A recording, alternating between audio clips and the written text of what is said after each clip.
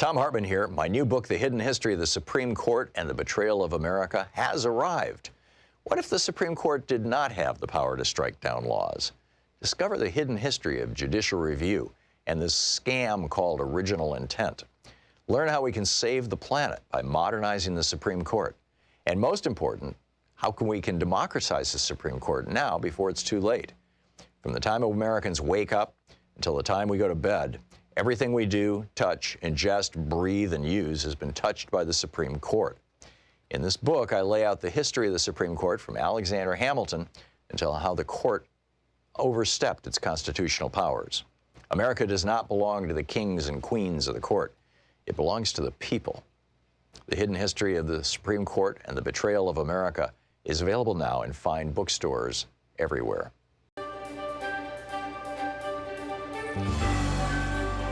Our book today in the Thom Hartmann Book Club is Fred Kaplan's new book, The Bomb: Presidents, Generals, and the Secret History of Nuclear War. This is from the introduction. For 30 years after the Cold War ended, almost no one thought, much less worried, about nuclear war. Now, almost everyone is fearful. But the fear takes the form of a vaguely paralyzed anxiety. Because of the long reprieve from the bomb's shadow, few people know how to grasp its dimensions. They've forgotten, if they ever knew. The holiday from history began on August 8, 2017, when President Donald Trump, barely 6 months in office, told reporters at his golf resort in Bedminster, New Jersey, that if the North Koreans kept threatening the United States with harsh rhetoric and missile tests, quote, they would be met with fire and fury like the world has never seen, end quote. Even those who didn't remember President Harry Truman's similar description 72 years earlier of the atomic bomb that destroyed Hiroshima, Truman said, a rain of ruin from the air, the like of which has never been seen on this earth. It was clear that in language more bellicose than any president since the end of World War II, Trump was talking about launching nuclear weapons at North Korea. Not if its leader, Kim Jong-un, first attacked the United States, but merely if he developed the ability to do so. Then, 6 months later, Trump signed and released his administration's Nuclear Posture Review, a 74-page document that called for building new types of nuclear weapons and integrating them with the military's conventional war plans. In short, for treating nuclear weapons as normal. The red lights flashed. The alarm bells rang furiously. Yet here is what few recognized. None of these notions were new. The president himself seemed a departure from the norm. His character, erratic, eruptive, thin-skinned, willfully uninformed, a combustive mix for a world leader with his finger on the button. But the button and everything around it were the same. In those decades when most of us chose to forget the bomb, as global tensions calmed and fallout shelters crumbled and we turned our gaze to other problems and pleasures, the nuclear war machine continued to rumble forth in the beyond top-secret chambers of the Pentagon, the Strategic Command Headquarters in Omaha, the weapons labs in various parts of the country, and the think tanks whose denizens never stopped thinking about the unthinkable. They all kept at their singular task, wrestling with the dilemmas posed by the bomb's existence. How to deter nuclear war? How to fight a nuclear war if it cannot be deterred? How to win it if such a thing is even possible? This is the nature of the nuclear era, and the era never drifted into suspension, even if our attention did. Trump snapped us out of our slumber, reminded those of us who were old enough to know, and informed those who weren't, that the bomb is still here. In public over the years, officers and officials have described America's nuclear policy as a second strike deterrence. If an enemy strikes us with nuclear weapons, we will retaliate in kind. This retaliatory power is what deters the enemy from attacking us. In reality, though, American policy has always been to strike first preemptively, or in response to a conventional invasion of Allied territory, or to a biological or large-scale cyber attack.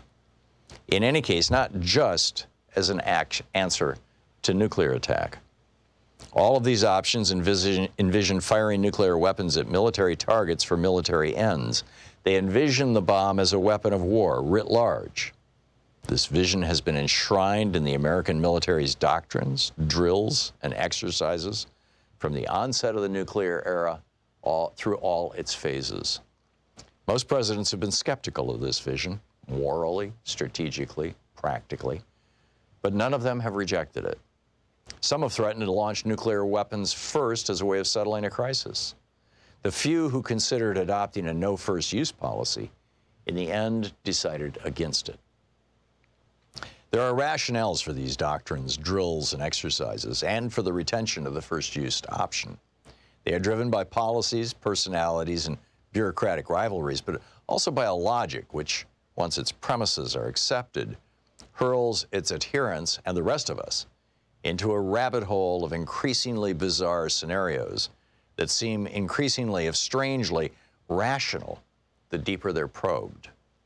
Understanding the nuclear era, the era of our lifetime, means understanding the rabbit hole, who dug it, and how we got stuck inside. It means tracing. This is the Thom Hartmann Program. And happy Tuesday. The House Impeachment Committee is rolling ahead. Donald Trump is over in London right now talking. This morning he had a meeting with Mr. Macron and with the as well as with the Prime Minister of Canada, Justin Trudeau. And and the market's down 400 points because Trump said, "Well, I don't know. Maybe we'll wait until after the election for a trade deal with China." And everybody was, and Wall Street is like, "What?" But anyway, there are a few trends. I mean, this is kind of the noise that's around everything, but there are a few trends I think that we really need to be paying attention to right now, because we have seen this movie before. We saw this movie back in the 1920s and 1930s. We are facing a couple of things that are, almost direct repeats of this.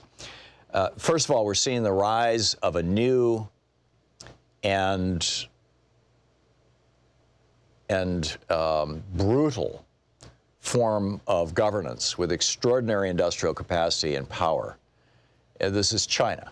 The last time we saw this, the rise of an industrial power that was also essentially fascistic was Nazi Germany, the rise of Nazi Germany in the 1930s in Germany, in Europe. And, of course, that went on to cause World War II, in part.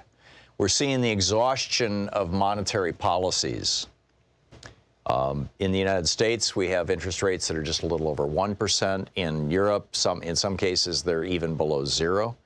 And in and of itself, if you just look at that in a little cube and say, oh, interesting, look at that, it doesn't seem to be all that meaningful. But if you look at it in the larger context, which is that the principal way that governments can stimulate an economy when the economy goes in the tank because of the cyclical nature of capitalism, when an economy goes in the tank, the principal way that a government can stimulate it out of recession or depression is by lowering interest rates.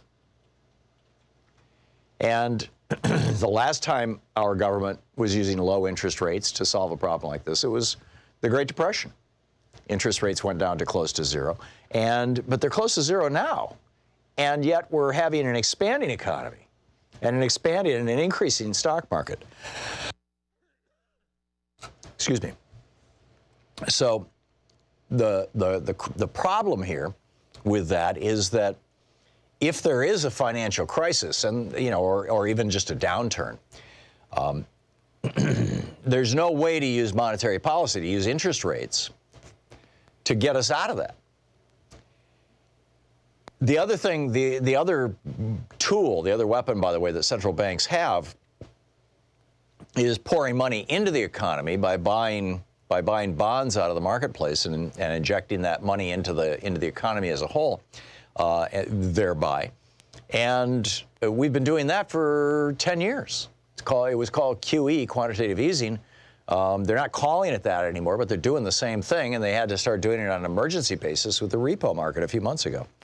So at the same time that we're seeing the rise of China invoking the possibility of the Thucydides trap, the Greek philosopher who pointed out that war is most likely to happen when an established power, we have a unipolar world. The United States basically ruled the world from the collapse of the Soviet Union in the 90s and the first decade of the 2000s, to now where China's economy is going to be larger than ours any day now, might be already, and their middle class is now 3 times the size of ours. And it's just like, okay, so that's a, the Thucydides trap. That's a potential war point. Another one of the 4 things that we need to be looking at is that inequality and poverty in the United States are back to levels that they were in the 1920s, during the Roaring '20s, which led, again, straight to the stock market crash of 1929. The last time we saw this was 1929, this level of inequality. And then finally, we're seeing massive amounts of both government and corporate debt and individual debt. And, the reason for that is the low interest rates. It's just very simple, right? When money is cheap, people buy it, or rent it, which is, what you do when you borrow money. You're renting money. And if the cost to rent money is 5, 6, 7%, normal interest rates, or even 3 or 4%, if you're running a business and you're looking at that and you're saying, okay, I can use this money for one of 2 things, basically. I can borrow money and use it to increase the value of my stocks, or the price of my stocks. It doesn't increase the value. I can use it to increase the price of my stocks by buying shares back out of the marketplace and retiring them. And thus, the number of shares in circulation goes down, so the price goes up. I could do that, or I could take this money and I could invest it in new products or new services or expansion or R&D. In a world where interest rates are 3, 4, 5%, you have to know that your stock price is going to go up more than 6 or 7% in order to be able to pay back that debt, or that the product you're going to produce is going to have to produce a profit of 6 or 7 or 8%. It's got to be above the cost of borrowing money. But when you can borrow money for free, as in Europe, or when you can borrow money for 1%, as in the United States, you only have to show a 2% profit or a 3% profit, which is the riskier investment strategy.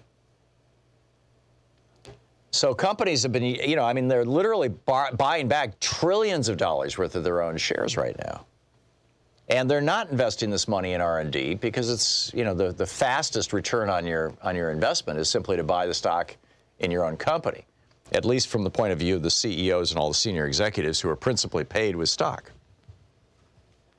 Something that was illegal before the Reagan presidency, by the way, and should be again, because this, paying executives with stock causes them to make decisions based on what's going to increase stock price, not what's best for the company, or what's best for the economy, or what's best for the community, or what's, it's just a complete, it's called a perverse incentive. So as these variables all rush together, what we have right now are the seeds of a possible Second Great Depression and Third World War. And, to navigate times like this, we really need smart people in our political system. But because in the 1970s, the Supreme Court legalized political bribery and said billionaires and big corporations can own as many politicians as they want, no limits, all good. Instead, what we have are shills running our politics. Just very simply. And idiots. And yeah, the law is catching up with them here and there, but so I'm seeing all these things, all these mistakes that we're making that are virtual clones of what we did in the 1920s and early 1930s. And it's just jaw-dropping, basically. The CEOs are basically running a Ponzi scheme, with the share buybacks. And it's been going on for years now. Clearly, we need somebody in the White House who understands this stuff and who will put this genie back in the bottle before this, to torture the metaphor, before this genie, blows up our country, or our world. I mean, there's some really very, very serious issues here. And I think we need to be taking them very seriously. But instead we have now, again, this, here to extend it even further, another trap, another problem, another danger area. Instead of having a media which explains to people what's going on, I mean, go back and read the New York Times from the 1930s. They laid out, what the policies were, who the politicians were, what was going on. Now, well, yeah, the Times and the Post do a pretty good job of reporting the news. But most of the news, I mean, our local newspaper, USA Today, obviously talk radio, people are getting very little news. They're getting human interest stories, and they're getting wall-to-wall coverage of Donald Trump, and if it leads, it bleeds kind of stuff. But, we're really not hearing what's going on. We used to have laws in place that guaranteed local ownership of media, radio, television, and newspapers, which, led to a sense of responsibility on the part of the owners for their community. I mean, I get the newspaper that we get here in Oregon is owned by a company in New York. How crazy is that? So we've, all of these are the result of, we had this situation in the 20s. It crashed our economy and led to a world war. Franklin Roosevelt laid out the causes of the problem and fixed them with a whole bunch of things, from the fairness doctrine to local ownership rules to the way that the Fed would operate, to restricting, making it illegal for corporations to pay their senior executives with stock. Just basic common sense regulations, separating investment banks, the Glass-Steagall Act, separating investment banks from checkbook banks. In other words, so that banks would not gamble with the money that you have in your savings account. And every single one of those things has been blown up, largely by Republicans, although in many cases with enthusiastic complicity from Democrats who are, in some cases, also, because the Supreme Court legalized this in the 1970s, who are also taking big money from the big banks, and so they're voting to to blow up Glass-Steagall, for example. And so the question, I guess, is, how do we stop this? Or will it take another crash to stop this? Arnold Toynbee is said to have said, when the last man who remembers the horrors of the last great war dies, the next great war becomes inevitable. Well, the people who remember what it was like in the 1920s that created the Great Depression of the 1930s are pretty much all dead. In fact, those who were adults in the 1920s are all dead. And so where are the voices? They're only coming from our historians and a few economists, like Paul Krugman. We'll be back. This is the Thom Hartmann Program. I want to get into some possible solutions and hear your solutions. And also want to get into how do we stop the next generation from dying young. I'll talk about that after the break.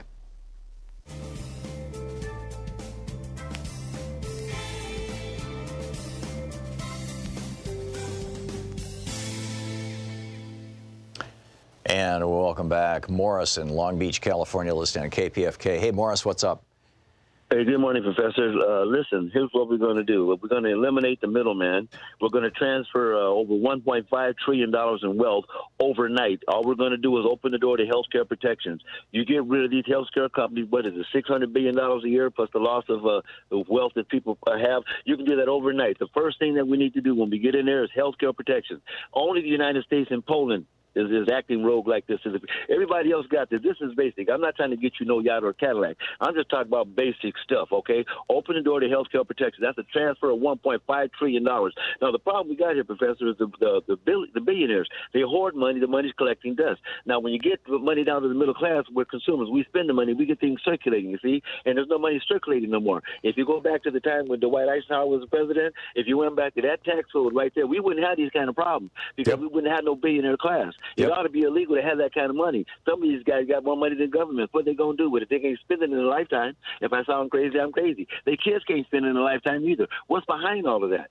You see, so open the door to health care protection. That's a $1.5 trillion transfer to the middle class and lower, and that'll be the start. Then we can go from there with taxes and fund it by raising income tax levels and also having rich people pay a tax on their wealth, just like middle class people do right now, at least middle class homeowners. But Professor, I saw a guy on TV. I don't expect nobody within the sound of my voice to believe this. I saw a billionaire on television crying tears because he had to make a contribution to humanity. I couldn't believe it. Are you talking about the guy who was freaked out about Elizabeth Warren maybe becoming president? Because there was a billionaire who cried about that too, I'm watching this man cry tears because he's got to make a contribution to humanity. I couldn't believe it. Where are we? Oh, you're talking about his taxes going up, yeah. They're not paying no. What he's going up? They're not paying no. You're paying taxes. They're not paying no taxes. All we got to do is go back to Dwight Eisenhower's era, and when I used to have a business, go back to Dwight Eisenhower's era and how they ran taxes that way. You remember when you got the 91%? If you take that money and give it to the government, or you take that $91 and invest it back into your business, get money circulating right on. You can't hoard it, right? We go back to that system and we're good to go. And what did Eisenhower do with that money? He built schools all across America. He built hospitals all across America. He built the interstate highway system, which just put the whole economy on a healthy growth spurt. It wasn't one of these sugar highs like you get from tax cuts. It was an actual infrastructure thing. And then what he set up was Jack Kennedy coming along right after, who was the next president after Eisenhower, saying, and by the way, we're going to take some of that money from that 91% top tax on the very, very rich, and we're going to put a man on the moon. And everybody was like, he's crazy. He can't do that. And sure enough, 10 years later, we put a man on the moon. Look at America. Work it, my brother. Look at America when we want to be right. Talk to you later, sir. Yeah, thank you, Morris. And Morris is absolutely right about the statistics, by the way. When the top tax rate on individuals was 91%, the tax on corporations was actually enforced. 1/3, during the Eisenhower administration in the 1950s, 1/3 of all the money that runs government came from corporate taxes. 1/3 of it. And the rest of it came, and this is one of the reasons why tax rates were actually quite low on working people in the 1950s. Because the billionaires they were called billionaires then, they were called centimillionaires. They were people worth hundreds of millions of dollars. We've had inflation. But basically the billionaire class, they were paying a very, very high tax rate, and corporations were paying 1/3 of the cost to government. And look at what government was doing. We built, hundreds of thousands of schools and hospitals and miles of road and put a man on the moon.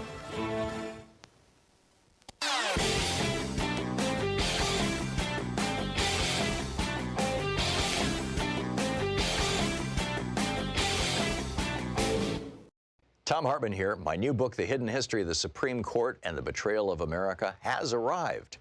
What if the Supreme Court did not have the power to strike down laws?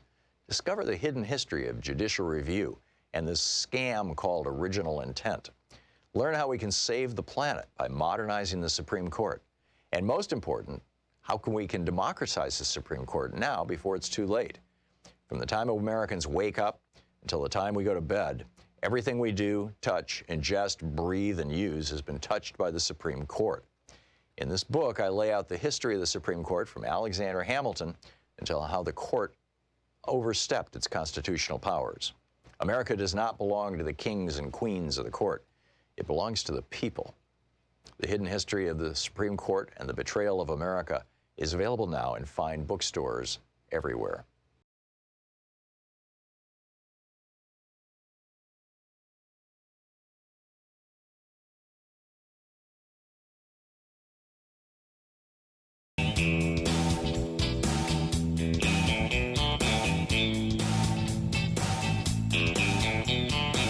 Okay, so the other thing that I wanted to share with you, and we can dig into this in this first hour as well, is how do we stop the next generation from dying younger than the generations that preceded them? You've got the millennials, Generation Z coming up, and we have, over the last 3 years, and I don't think it's a coincidence that it coincides literally with the election of Donald Trump, but over the last 3 years, we have seen death rates in the United States go up and life expectancy rates go down. This is not happening in any other developed country in the world. Big report in today's, or in this week's Journal of the American Medical Association about this. And the shocking part about it is it's not old folks who are dying young. That, if you're over 65, depending on, if you're over 65, the rate of death is pretty much where it was, a decade ago. The major group that is dying young are people between the ages of 25 and 64. There are 35 causes of this. The principal ones are the so-called diseases of despair: suicide, alcohol, and drug overdose. But in addition to that, we're having an explosion of diabetes, an explosion of autoimmune disorders, an explosion of obesity and high blood pressure. And these are the diseases of poverty. These are the diseases of people not being able to afford to eat well, or living in food deserts. And this all ties back to this explosion in inequality in income, inequality in resources, inequality in wealth, and it's producing now inequality in health. And by the way, the states where most of this is happening are red states. Paul Krugman has a great piece in today's New York Times. It's called "America's Red State Death Trip." He says just 20 years ago, in 2000, in the census of 2000, the life expectancy in Democratic areas in blue states and life expectancy in red states was the same. The same for blue and red counties. It was pretty much the same. Now, 20 years later, red counties are experiencing an explosion of deaths, and blue states and counties are staying right where they were. So blue states doing just fine. In fact, life expectancy is actually going up in most blue states. Red states, life expectancy is plummeting. Obesity is higher, diabetes is higher, heart disease is higher. I got to tell you what Bill Barr thinks about this after the break, and then I'll take your calls. Stick around. You're listening to the Thom Hartmann Program. Call 202-808-9925. Honest to God, Bill Barr, the Attorney General, has an absolutely insane theory for why this is happening. I'll tell you all about it in just a minute.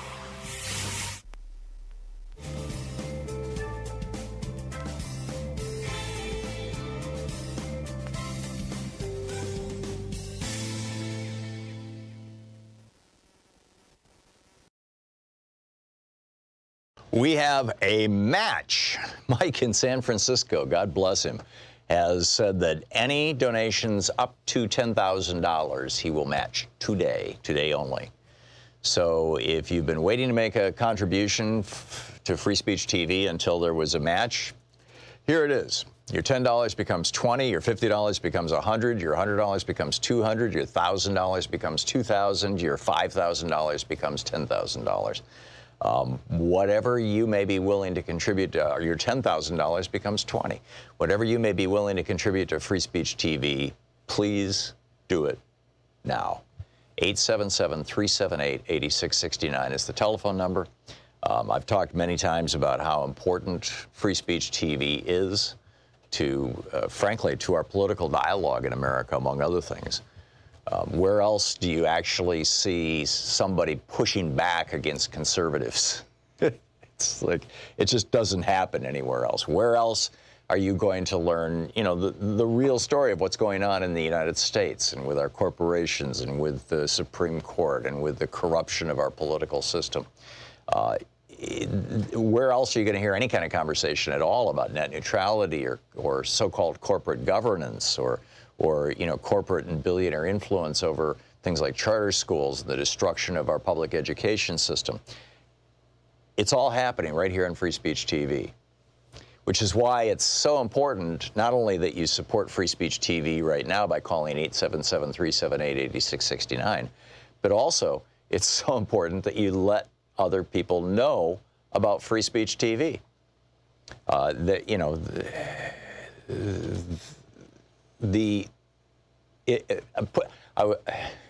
grasping for thoughts here. We used to have a bumper sticker Free Speech TV used to have a bumper sticker that had the channel number for Dish and the channel number for Direct, and it said Free Speech TV. I don't know if that's still available. It's not part of the premiums that we're offering right now. But you might want to make your own. I mean, you can literally just do it in an email, to your friends. Hey, I watch Free Speech TV on channel, I'm sorry, I don't have the numbers right off the top of my head, but I watch Free Speech TV on Dish, or I watch Free Speech TV on Direct. But there's also a whole bunch of new ones, in addition to that. You can watch Free Speech TV on Apple TV. You can watch it on Roku. You can watch it online at freespeech.org. There's a whole bunch of different ways to get Free Speech TV now. And, which means that pretty much everybody your relatives, your friends, pretty much everybody can probably fairly easily find Free Speech TV. The problem is they don't know about it.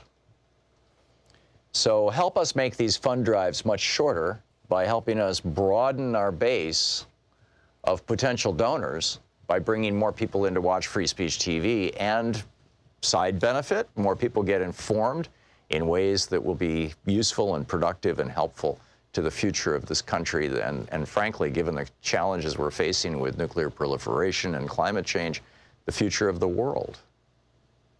It's an important time. It's a very important time. And you can help right now by calling 877-378-8669 and making a sustaining contribution or a one-time contribution to help keep this network on the air. With a $20 gift, you get the bumper sticker that says "Gravity, the only law Trump hasn't broken." With a $50 gift, you get a tote bag, "Nobody is above the law." Nice canvas tote bag. With a $120 gift, you get the T-shirt, "Never Again is Now." You can do that as $10 a month for a year. Make a commitment. With a $240 gift, or $20 a month for a year, you can participate in our online class, our Zoom meetup, as it were. With a $360 gift, you get all three of my most recent books. All three of these books came out in the last 12 months. The Hidden History of Guns and the Second Amendment, The Hidden History of the Supreme Court, The Betrayal of America, and ADHD, Hunter in a Farmer's World, which is a brand new book. It just came out. It's rooted in my very first ADHD book, ADD, A Different Perception, but it has been updated with all the more recent science. I added new chapters about sleep and health and a few other things, and I think you'll find it just fascinating. $360 for all three of those books. And with a $1,000 gift, come to Portland and hang out in our studio for an hour, and then we'll walk down the street and have lunch at a restaurant and have a nice conversation. Typically, we have between 3 and 6 or 7 people here, and usually most of them bring a spouse or significant other or friend in some cases. And it's a real nice time. It's a real nice time, and you get to know other people, and you get to meet me, and you get to see the studio, and you can meet Sean and Nate and Lise and Joyce. And sometimes Dave is here, sometimes Louise is here. So here it is. This is it right now. Free Speech TV needs your help. Free Speech TV depends on your help, in fact. I mean, literally, this network has stayed on the air for, I think, 18 or 19 years now, something like that, exclusively because of donations from its viewers. It's mind-boggling. So please call now, 877-378-8669. Thank you.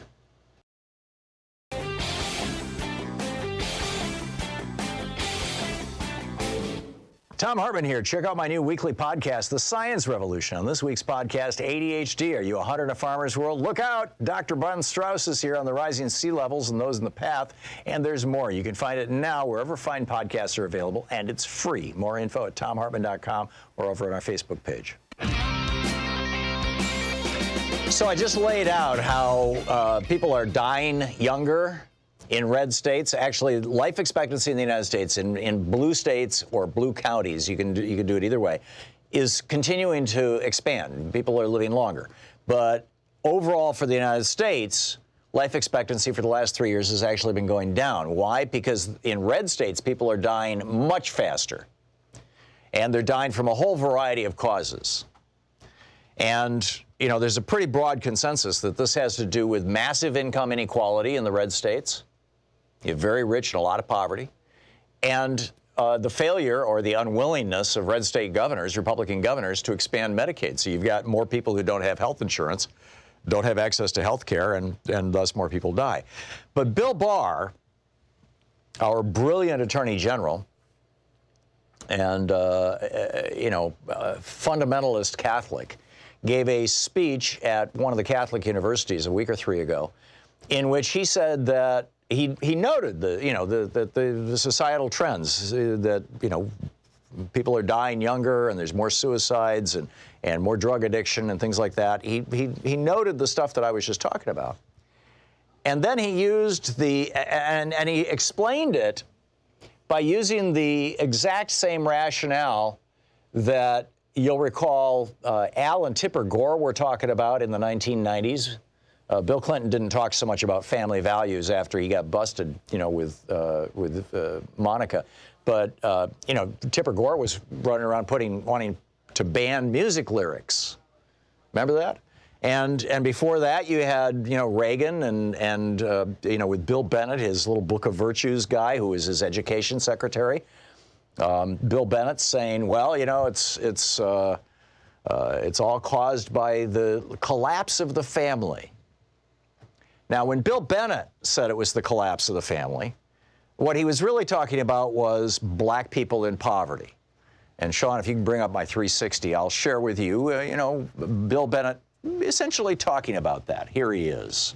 But I do know that it's true that if you wanted to reduce crime, you could, if that were your sole purpose, you could abort every black baby in this country and your crime rate would go down. That would be an impossible, ridiculous, and morally reprehensible thing to do. But your crime rate would go down. Right. I mean, this is how they thought back, this was the 1980s during Ronald Reagan's presidency. That was his Secretary of Education, Bill Bennett, saying this. And, and basically saying, it's this moral failing. Well, then they got a little more sophisticated about it. And in the 90s, the conservative take on why people were dying was that marriage was falling apart. And that's what Bill Barr said this week. He said it's because, well, actually, he didn't even say that. He went back to, one of the Reagan talking points and basically, kind of Al Gore's, which was, and I don't mean to trash Al Gore, what he's doing now, in climate is just absolutely, we should all applaud. He's become a national hero. But there was a time there. But and a lot of people bought that, that line that, our culture is collapsing. So Bill Barr says it's because we're not religious enough. We have, of course, he was speaking at a Catholic university, but he's, basically he's saying that it's the militant secularists, was the phrase he used, assault on traditional values. Oh my God, gay people are getting married. People are not showing up in church. People are not declaring themselves to be religious. People are living not in wedlock. All of these things, according to Bill Barr, our current Attorney General, are the reason why people are dying younger in red states. Which makes absolutely no sense, because those secularists that Bill Barr is saying are the cause of the problem are largely centered in the blue states. You've got fanatical adherence to religion in red states, much higher rates of church attendance in red states, much greater oppression of gay and trans and, the whole spectrum of people in red states, much greater tolerance in blue states. You've got more racial heterogeneity in blue states. You've got, Bill Barr couldn't have been more upside down in his logic. And Paul Krugman today points out, you can even do this internationally. He says, in Sweden, traditional marriage is clearly in a decline. The young adults there are more likely than Americans to be living with a partner, less likely to be married. But society doesn't seem to be collapsing. The Swedes are 1/6 as likely as Americans to attend a religious service, Again, Paul Krugman writes, society doesn't seem to be collapsing. So let's just do away with this nonsense, huh? It's not about, as Bill Bennett, as the Reagan administration was saying back in the 80s, all of our problems were being caused by poor black people in the inner city, in quotes. It's not as was argued in the 90s by Republicans and by the Clinton administration that it's moral failures. It's not what is being argued right now by Bill Barr and the Trump administration. It's a failure, it's that we're not embracing religion.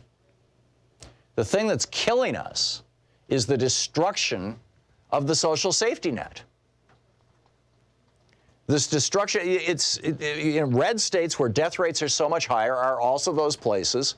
In fact, the highest death rates in the United States right now, Ohio, Indiana, Pennsylvania, and I believe it was West Virginia. I don't have the list in front of me, but it was 4 states that, Pennsylvania may have some Democrats, but 4 states that are basically red states. They accounted for 1/3 of the excess deaths that are skewing our nation's statistics. And then you get into the southern states and, the same thing.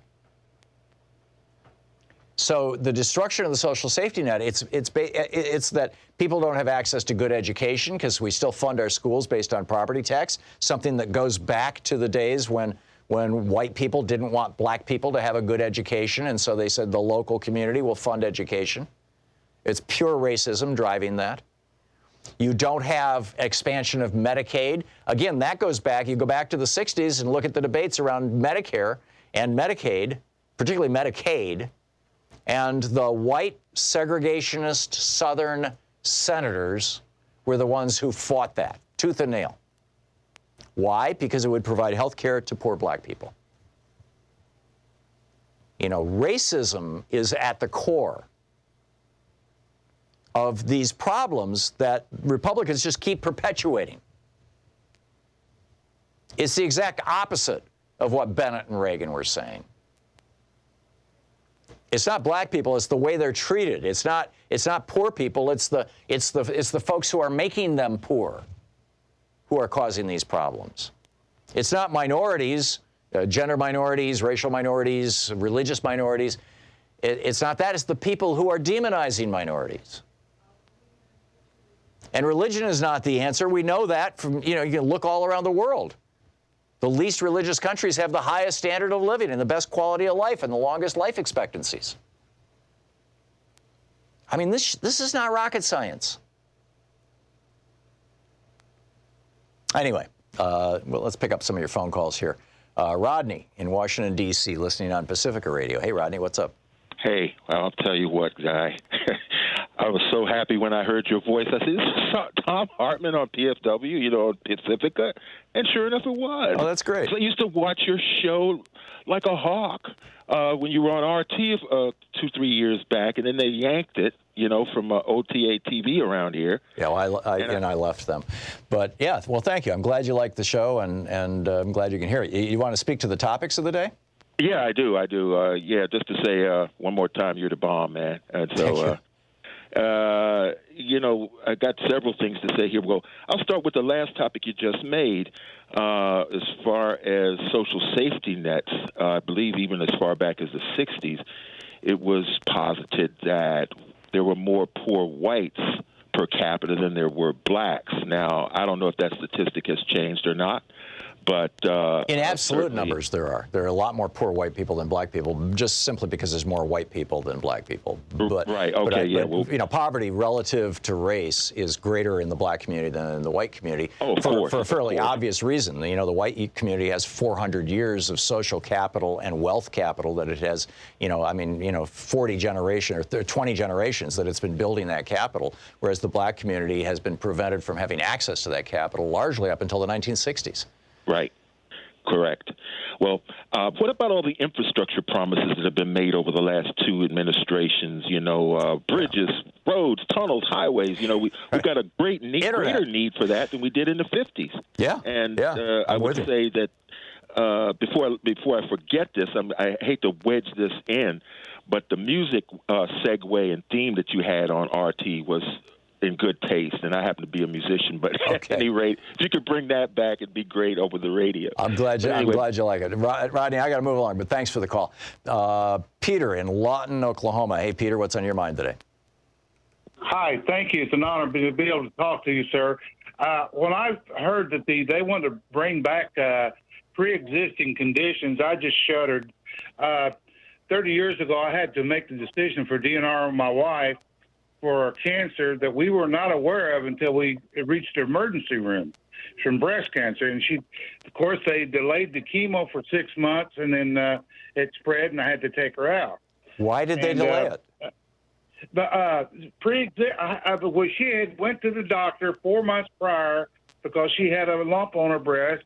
He ignored it and said, well, you need to lose weight. It's just a cyst. Don't worry about it. Whoa. That's malpractice. And of course, I had 2 sons, aged 7 and 11 at the time. Yeah. And it wasn't for the union stepping in with the hospital bills, what the insurance didn't pay. They were calling my house, and the hospital was. And so you've been basically a victim of our health insurance industry. Right. Yeah. And then 5 years ago, I had to do the same thing for my cousin. He couldn't get the insurance. That's terrible, Peter. Peter, thanks a lot for the call. I mean, these are the kind of stories that illustrate why we're having this rise in death in the United States. And why we need to do something about it. We need to do something about it fast. We'll be back. It's 46 minutes past the hour. Thom Hartmann here with you. Stick around.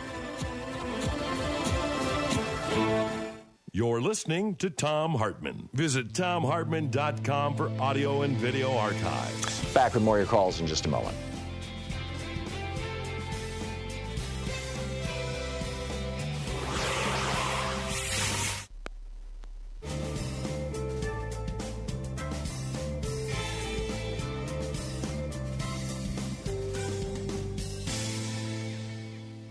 And welcome back. Let's see here. Randy in Chattanooga, Tennessee. Hey, Randy, what's on your mind today? Hey, how you doing? I just found your show on YouTube. Oh, great. Yeah, we're here every day. I guess I want to change the subject a little bit.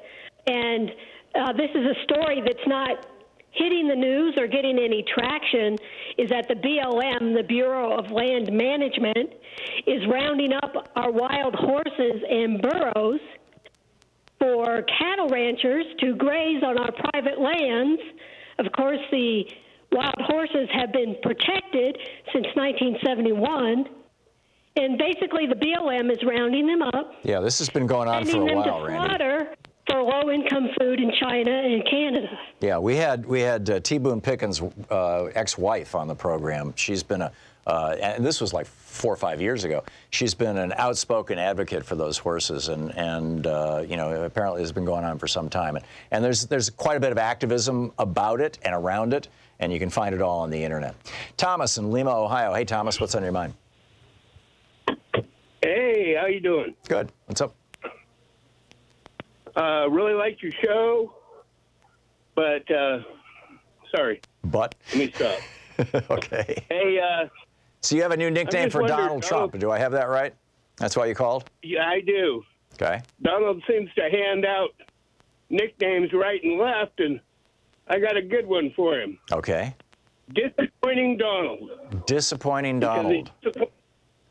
Disappoints everybody he knows. Disappointed his father.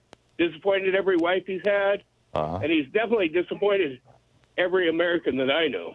Yeah. Well, that sounds like a good one. I think we can make it stick, because I know it'll really infuriate that man. Yeah, I think you're right. Thomas, a good suggestion. Thank you. Marie in Oak Creek, Colorado. Hey, Marie. I hope I get this correct. I think I heard this the other day. But Bill Barr decided it didn't matter what he did and what his legacy would be in history, because he would be dead. Yes, he said that right out loud. He'll be with Jesus in heaven, and so he doesn't care what we think of him, and so he's just going to do whatever he wants to do. Now, what form of Christianity is that? because if he thinks he's going to be in heaven with Jesus, there is a last judgment in Christianity. There is, yes. Matthew 25, where Jesus tells the story. Absolutely. And you know, and one of his things is, you didn't visit me in prison, so off you go to Hades, yes. You know. And here's, you know, Bill Barr overseeing a Justice Department that's ratifying putting children in cages. 70,000 children since the beginning of the Trump administration, yes. Separated from their families. It sounds to me like if that's the brand of Christianity he espouses, he has a lot to worry about. Dick Cheney said the same thing. George W. said the same thing. I know. These guys, which tells me that they actually don't believe their own religion, because these are not stupid people. These guys are smart and cynical. Yep. And what they're doing is they play religion when it's to their advantage, to bring in the rubes and get the votes. And then, you know, they live their lives by, you know, whatever standard they're living their lives by. It's pretty astonishing. Marie, thank you for the call. We'll be right back. It's the Thom Hartmann Program. It's coming up on 10 minutes before the hour, coming up on 9 minutes before the hour. Stick around.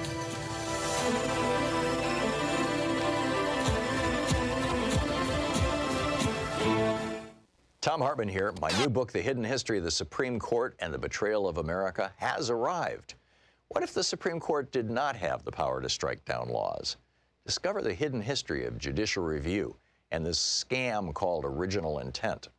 Learn how we can save the planet by modernizing the Supreme Court. And most important, how we can democratize the Supreme Court now before it's too late. From the time Americans wake up until the time we go to bed, everything we do, touch, ingest, breathe, and use has been touched by the Supreme Court. In this book, I lay out the history of the Supreme Court from Alexander Hamilton until how the court overstepped its constitutional powers. America does not belong to the kings and queens of the court. It belongs to the people. The Hidden History of the Supreme Court and the Betrayal of America is available now in fine bookstores everywhere.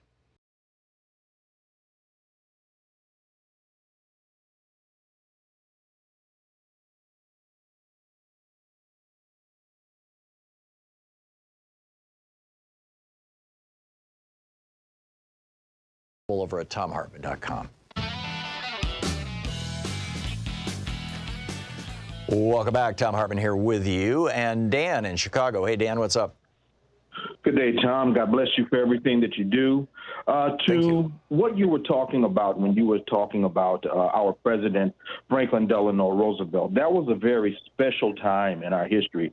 And Roosevelt was a special person, as was Lincoln, was fit for his time. What the Republicans did not have during that time was 40 years of Reagan policies and 20 years of Fox News. You're right.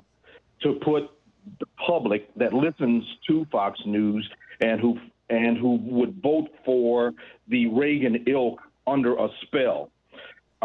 Their faculties for critical thinking have been so impaired by a generation of lies that even when truth and their own demise is staring them in the face, too many of them fail to see it. Yep. What the Republicans have done with this Fox News thing, this is their seminal moment, in my opinion. This is the moment that they're going all in. It's worked for 20 years. We have to go for the jugular now. That's just my opinion, and they're doing it using their own. Republicans have a bad habit of failing character tests of their generation. Trump is the valedictorian of the small class of dumb presidents, and the rest of the class are idiots who voted for him and think that he's doing a great job. God bless you, Tom. You have a good day. Thank you, Dan. Good to hear from you. And I completely agree with your analysis. Lewis in Chicago. Hey, Lewis, what's up? Hey, Tom. I was listening to the opening part of your show, and you were talking about China and how they're becoming, well, they are the second largest economy, and like you said, possibly the first by now. The only one to address that is my right now favorite president, disappointing Donald, He's the only one in the world that has ever talked about addressing the trade disparities. Well, actually, Bernie Sanders China put that at the center of his presidential campaign 4 years ago. Sherrod Brown has been talking about it for decades. The Democratic Party, by and large, has been opposed to all these free trade deals. No, but here's the thing. Nobody else has ever done Lewis, I'm with you. The one good thing I can say about Donald Trump is he has put trade front and center. God bless him.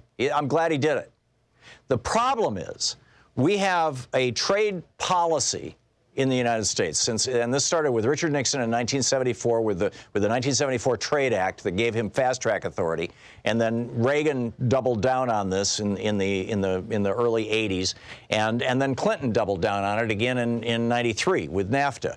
Although NAFTA was negotiated by Reagan and Bush. These are Republican trade policies, this so-called free trade. And Donald Trump has been a Democrat his whole life. And the Democratic Party has been largely opposed to these free trade deals. They were even opposed to Clinton doing it. That's why, Ross Perot came out and said, and got 1 out of 5 votes in 92. Now, here's the problem, Lewis. If you want a company that is currently running a factory in China to bring that factory back to the United States, you're asking them to invest hundreds of millions of dollars in a new factory. They need to know that the tariffs that will protect their business when they move that factory back to the United States are going to be in place for at least a decade, probably 2 decades, in order for them to be able to recoup that investment. Trump is not doing it that way. Trump is using a loophole, essentially, in our national security laws that give the president the ability to use tariffs for national security purposes. In other words, to say, this particular company or product or whatever, it's not good for the United States. We need to have, strategic reserves or whatever it may be. Well, those tariffs will only last as long as he's president. And whoever comes in after him, can walk away from them. That's why none of these companies have relocated their factories in America. In fact, manufacturing in the United States has actually declined during the last 3 years under the Trump administration. So yeah, we're collecting a fair amount of money in tariffs, and yes, American consumers are paying more for their goods, and yes, some of these importing companies are a little less profitable, but they're not changing their behavior because Trump isn't doing it right, because he doesn't know how to do these things right. He's not a particularly bright man. I know Robert Lighthizer, his trade advisor, or he's been on our show a number of times. He's a good guy. He's smart. He gets it. And I think, frankly, this is probably the one area where Trump might be able to collaborate with the Democrats and get something done. The Republicans are totally opposed to what Trump is doing with tariffs. We'll be back. You're listening to Thom Hartmann.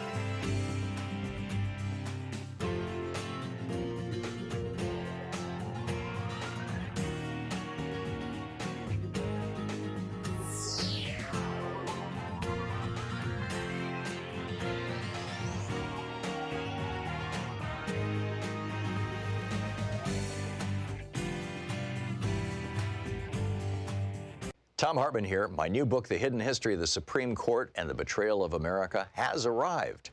What if the Supreme Court did not have the power to strike down laws? Discover the hidden history of judicial review and this scam called original intent. Learn how we can save the planet by modernizing the Supreme Court. And most important, how we can democratize the Supreme Court now before it's too late. From the time Americans wake up until the time we go to bed, everything we do, touch, ingest, breathe, and use has been touched by the Supreme Court. In this book, I lay out the history of the Supreme Court from Alexander Hamilton until how the court overstepped its constitutional powers. America does not belong to the kings and queens of the court. It belongs to the people. The Hidden History of the Supreme Court and the Betrayal of America is available now in fine bookstores everywhere. We have a match. Mike in San Francisco, God bless him, has said that any donations up to $10,000 he will match today only. So if you've been waiting to make a contribution to Free Speech TV until there was a match, here it is. Your $10 becomes $20, your $50 becomes $100, your $100 becomes $200, your $1,000 becomes $2,000, your $5,000 becomes $10,000. Whatever you may be willing to contribute, or your $10,000 becomes $20. Whatever you may be willing to contribute to Free Speech TV, please do it now. 877-378-8669 is the telephone number. I've talked many times about how important Free Speech TV is to, frankly, to our political dialogue in America, among other things. Where else do you actually see somebody pushing back against conservatives? It's like, it just doesn't happen anywhere else. Where else are you going to learn, you know, the real story of what's going on in the United States and with our corporations and with the Supreme Court and with the corruption of our political system? Where else are you going to hear any kind of conversation at all about net neutrality or so-called corporate governance or you know, corporate and billionaire influence over things like charter schools, the destruction of our public education system?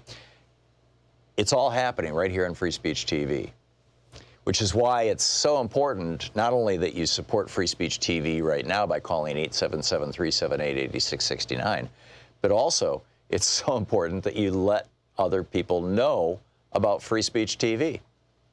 That, you know,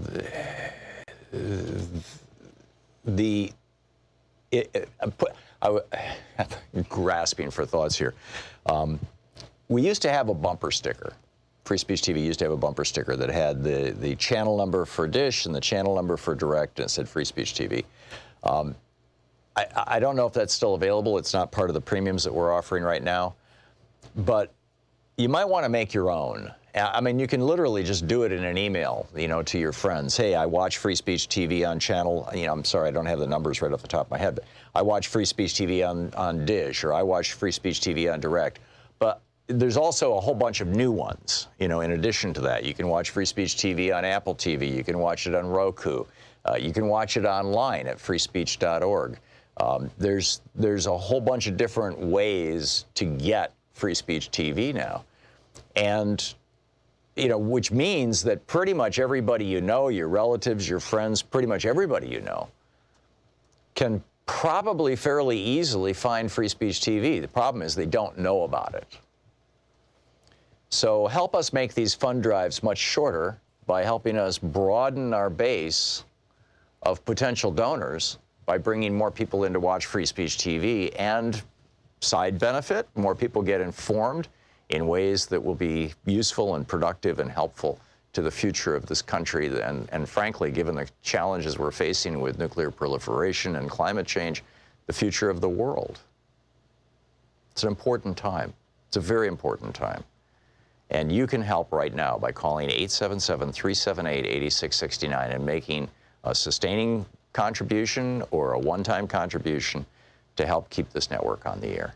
With a $20 gift, you get the bumper sticker that says "Gravity, the only law Trump hasn't broken." With a $50 gift, you get a tote bag, "Nobody is above the law." Nice canvas tote bag. With a $120 gift, you get the T-shirt, "Never Again is Now." You can do that as $10 a month for a year. Make a commitment. With a $240 gift, or $20 a month for a year, you can participate in our online class, our Zoom meetup, as it were. With a $360 gift, you get all three of my most recent books. All three of these books came out in the last 12 months. The Hidden History of Guns and the Second Amendment, The Hidden History of the Supreme Court, The Betrayal of America, and ADHD, Hunter in a Farmer's World, which is a brand new book. It just came out. It's rooted in my very first ADHD book, ADD, A Different Perception, but it has been updated with all the more recent science. I added new chapters about sleep and health and a few other things, and I think you'll find it just fascinating. $360 for all three of those books. And with a $1,000 gift, come to Portland and hang out in our studio for an hour, and then we'll walk down the street and have lunch at a restaurant and, have a nice conversation. Typically, we have between 3 and 6 or 7 people here, and usually most of them bring a spouse or significant other or friend in some cases. And, it's a real nice time. It's a real nice time, and you get to know other people, and you get to meet me, and you get to see the studio, and you can meet Sean and Nate and Lise and Joyce. And sometimes Dave is here, sometimes Louise is here. So here it is. This is it right now. Free Speech TV needs your help. Free Speech TV depends on your help, in fact. I mean, literally, this network has stayed on the air for, I think, 18 or 19 years now, something like that, exclusively because of donations from its viewers. Yeah. It's mind-boggling. So please call now, 877-378-8669. Thank you. Want to connect with the show online? You can find the Thom Hartmann Program on Facebook, Twitter, and Instagram.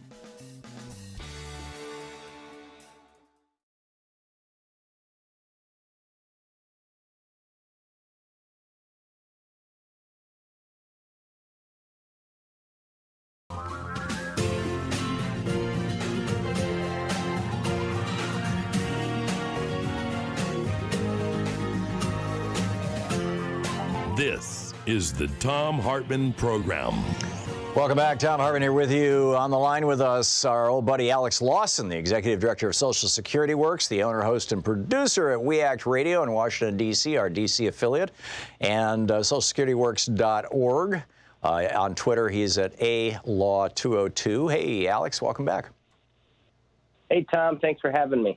You are doing the coolest thing, and I wanted to give it some exposure here and let people know about it.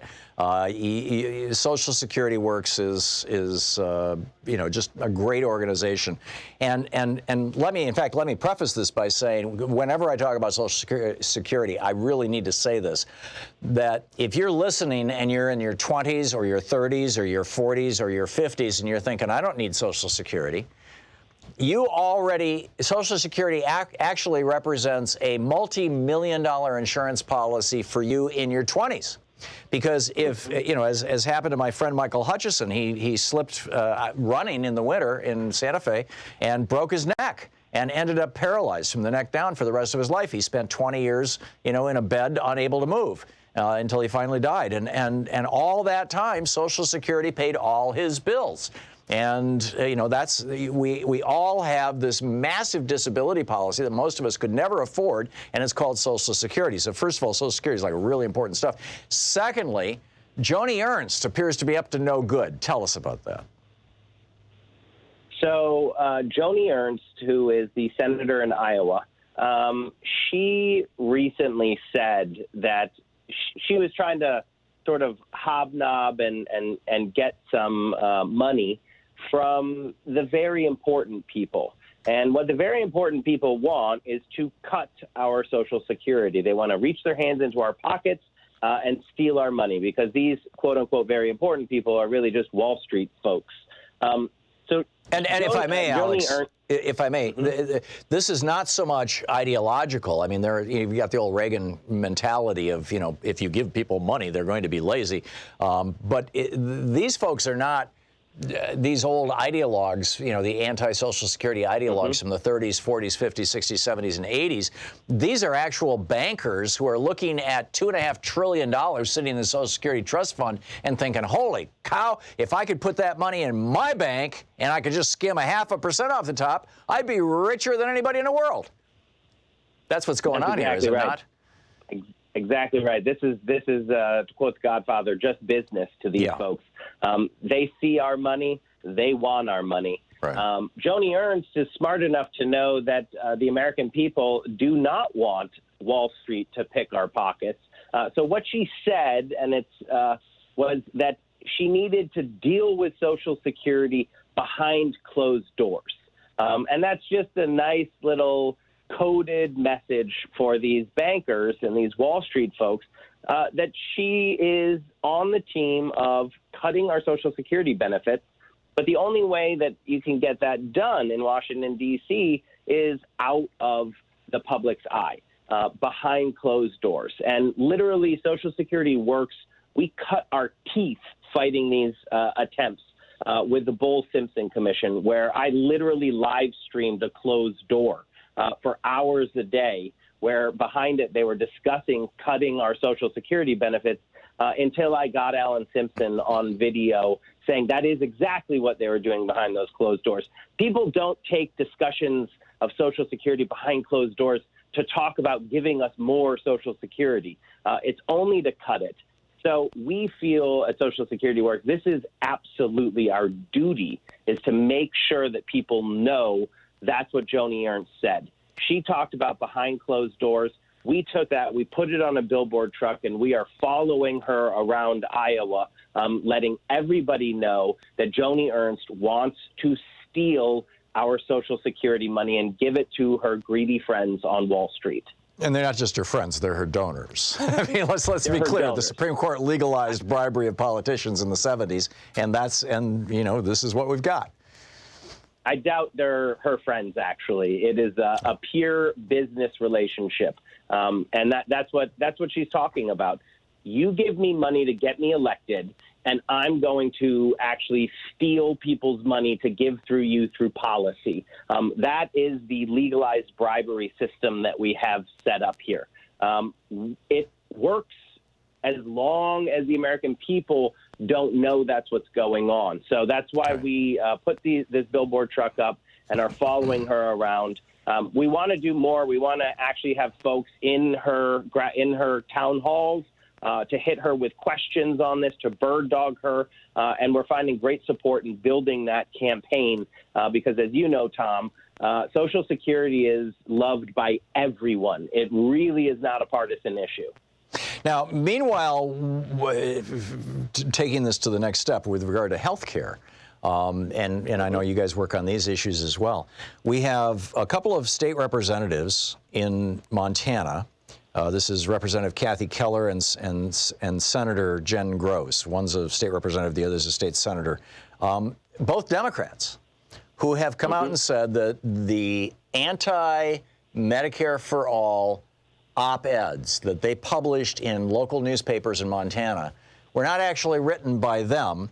They were written by an industry lobbyist, John McDonald, who works with an industry-funded group called the Partnership for America's Healthcare Future.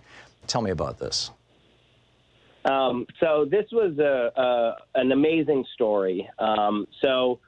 Medicare for All Now, which is an organization that I'm on the board of and I work closely with, run by Wendell Potter, who is a former insurance industry executive turned whistleblower.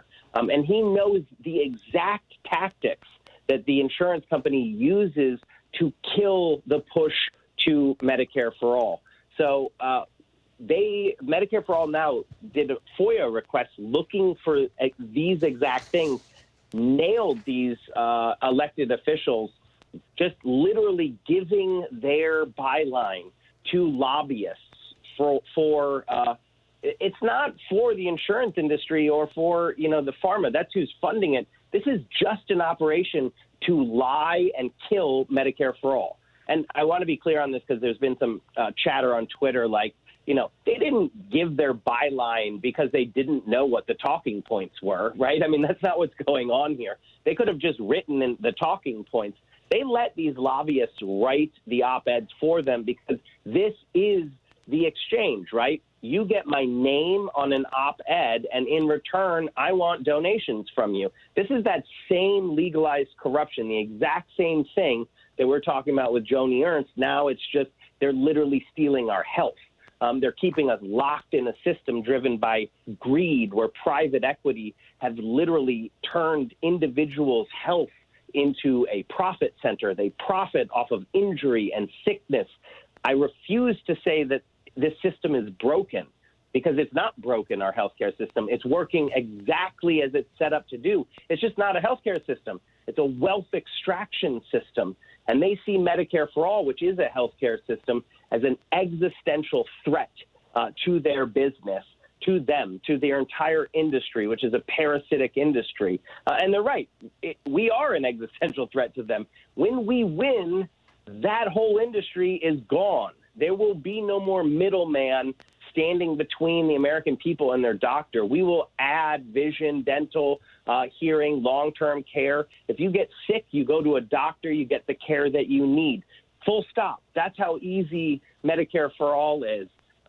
They know that they need to lie, cheat, steal, do whatever it takes to block it, and we caught them with their hand in the cookie jar pretty fantastically, buying lawmakers' names, because that's what was going on. Wow. It's just mind-boggling, and you know, it's something we need to do something about. Alex, you're doing God's work out there in D.C. and with SocialSecurityWorks.org and with We Act Radio. Alex, thanks so much for dropping by today. Thanks, Tom. Great talk. By the way, Alex, what's the URL for the Medicare for All group that you're on the board of? MedicareForAllNow.org. MedicareForAllNow.org. Thank you. Alex Lawson. Right. Alex Lawson, our old friend. We'll be right back. This is the Thom Hartmann Program. It's 15 minutes past the hour. We'll be back with more of your calls and the news of the day in just a moment.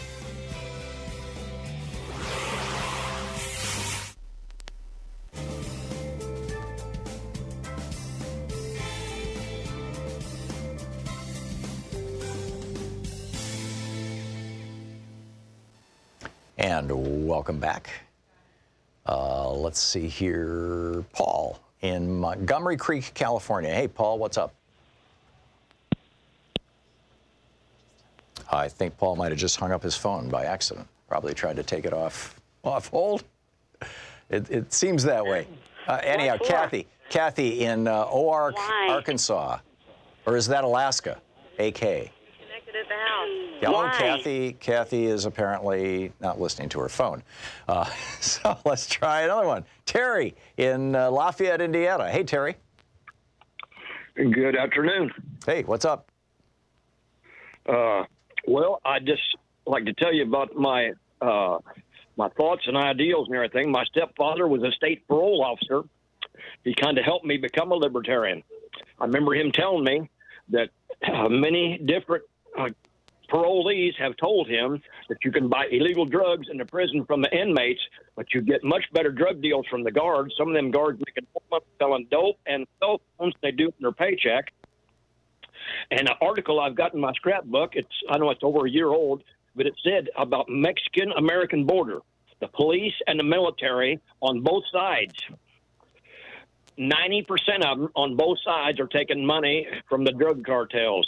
Yeah, I don't know that the percentages are that high, but Terry, you're identifying a very real problem, and it's the same problem we had across the United States in the late 20s, early 30s when alcohol was made illegal, and during Prohibition. About that too. And yes. Portugal solved this problem 5 years ago, 6 years ago. Portugal legalized all drugs. Or decriminalized all drugs. I think, yes, decriminalized all drugs, all crime dropped dramatically. That's correct. And drug addiction has dropped dramatically, and HIV and hepatitis C have dropped dramatically. So, I get that, and that's, legalizing all drugs, or not legalizing, decriminalizing all drugs, I think is, just a smart thing to do. And there's actually a fairly robust caucus within the Democratic Party that would like to do that, or at least start with marijuana. And, and I think that's all well and good. What I don't understand, Terry, is why you want to do away with Medicare and Social Security and do away with long-term unemployment benefits and the minimum wage. Why would you want to destroy all those things? I'm not even involved. I didn't even know that was true. Well, those are the positions of the Libertarian Party. Those are the principal positions of the Libertarian Party. Well, I'm just become a libertarian because of the drug issues. Okay, then you're not a libertarian. You're just a person who has common sense on drug policy. Because, more or less, I guess you could say that, yes. Yeah, because the Libertarian Party was started in the 1950s by a group called FEE, F-E-E, which is a lobbying group for the real estate industry. And what they wanted to do was have a political front group that could go out and lobby on behalf of the real estate industry to deregulate banks, and basically they're opposed to basically all government regulation. They think that the only thing the government should do is have an army and police department, and that's it. And that in fact, the libertarians suggest that all of our roads should be owned by private corporations and should be toll roads, so wherever you go, you have to pay. The libertarians suggest that our police and our fire departments, rather, should be privatized, and so if your house catches on fire, you got to pay. They think that the government should not have anything to do with Social Security or Medicare, that all that should be privatized. So, Terry, reconsider calling yourself a libertarian, but good on you for having good common sense on drug policy. I appreciate the call. We'll be right back.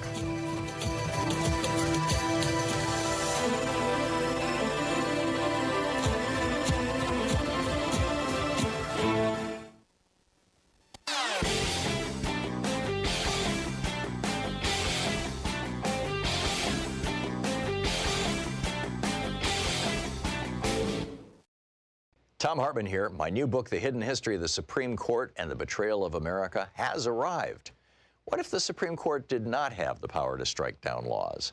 Discover the hidden history of judicial review and this scam called original intent. Learn how we can save the planet by modernizing the Supreme Court. And most important, how we can democratize the Supreme Court now before it's too late. From the time Americans wake up until the time we go to bed, everything we do, touch, ingest, breathe, and use has been touched by the Supreme Court. In this book, I lay out the history of the Supreme Court from Alexander Hamilton until how the court overstepped its constitutional powers.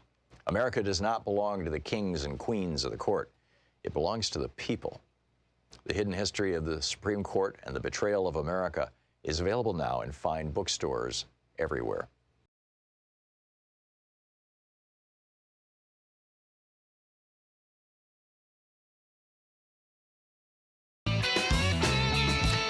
Welcome back. Thom Hartmann here with you.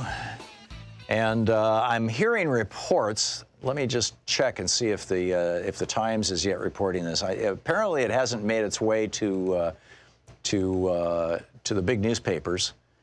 So but Sean says she's gotten 4 notices about it. Yeah. Oh, CNBC is okay. Then I'll just say it. Kamala Harris is dropping out of the race. Which I think is a shame. I think that she had a lot to contribute and a lot to bring to the Democratic debates and to the Democratic race. But on the other hand, it is a good thing to narrow the field. We've got 4 clear top contenders, and the latest poll that I saw this morning, actually. In fact, let me just dig this out here, and I'll share the details of it with you. Here it is. This is the Iowa Caucus CBS YouGov poll, okay, and it was just released. It came out today. And Sanders, 22%, Biden, 22%, Buttigieg, 21%, Warren, 18%. So, and those numbers are basically, that's a statistical tie between the 2 progressives, Sanders and Warren, and the 2 so-called moderate candidates, Biden and Buttigieg. And, it seems like most of the rest of the contenders are just kind of falling by the wayside. We'll see. We'll see where this all goes and what the future brings, as they say. But I think that this is a good step. Steve in Phoenix, Arizona. Hey, Steve, what's on your mind today? Hey, Tom. Really nice to have Alex Lawson on. He really is terrific and a great group. Great group. Yes. A few years back, I spoke with Bernie when he was on the show, and I had mentioned to him at the time, I said, I think we could use a 50% increase in the benefits that are paid to Social Security recipients. And I also feel we should, nobody has pensions anymore. Very few people are going by the wayside. And I think the minimum payout for Social Security, listening to the callers yesterday and stuff, too, people can't afford to even have Medicare Part B. Minimum payout should be something around maybe $1,800 a month, and that would include having your Part B paid for, and we should actually have Medicare for All. That would take care of that, and that's without it. And also maybe a maximum topping out maybe $37.50 or so. And if you're married, do like they do with other things too, you could maybe get a partial payout of your spouse's benefit added on to yours because you're going to have a loss of income. Yeah. What do you think about that, Tom? I agree with all that, Steve. And I also think that there should be the one big fundamental change to Social Security. This is something I didn't even become aware of until I went on Social Security just a few months ago. And that, I guess I was aware of it. I mean, I wasn't shocked to find it, but I was shocked to find out what the disparities were, what the numbers were. My mother-in-law, who's 89 and in great health, by the way, she took a belt sander and redid her door for her birthday this year. I think she's getting like $500, $600, $700 a month on Social Security. It's very, very little money, because my wife's father was the assistant AG of Michigan, and he had a good job, but he died young. He died in his 50s. And so his lifetime earnings weren't that great, and her lifetime earnings were very small. She went to work after that for a couple decades, but she's making very, very little money. I go on Social Security. Now, I have had many years in my life where my income was literally zero. Louise and I are serial entrepreneurs. We've started 5 successful businesses. And so we would go 2-3 years with no income at all, and then we'd have a couple of years with really, really high income. Substantially high income. And then we'd live off that money for a few years while we started another business. We've retired 5 times.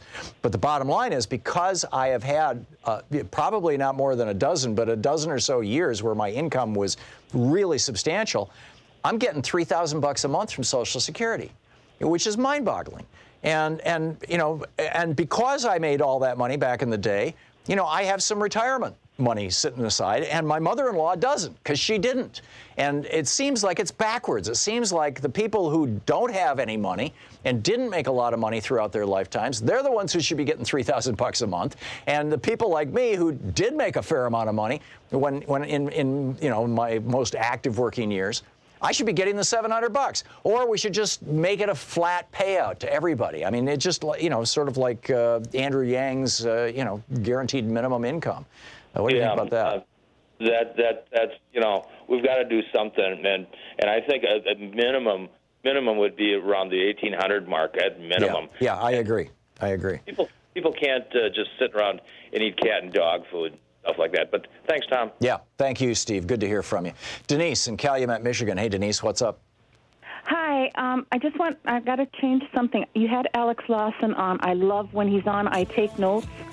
Oh, and I recently... Denise, let me put you on hold, and I'll pick you up on the other side of this break, okay? Okay. I'm sorry, I missed my cue here on the break. No problem. Denise will be right back with you in about 5 minutes, actually, because this is the break at the bottom of the hour. It's 28 minutes, coming up on 28 minutes past the hour. It's 27 minutes past the hour here on the Thom Hartmann Program. The place where despair is not an option. There's so much work to do. We've got to get started, all right? We'll be right back. You're listening to the Thom Hartmann Program. Call 202-808-9925. Talk media for the sane among us. Stick around. We'll be right back.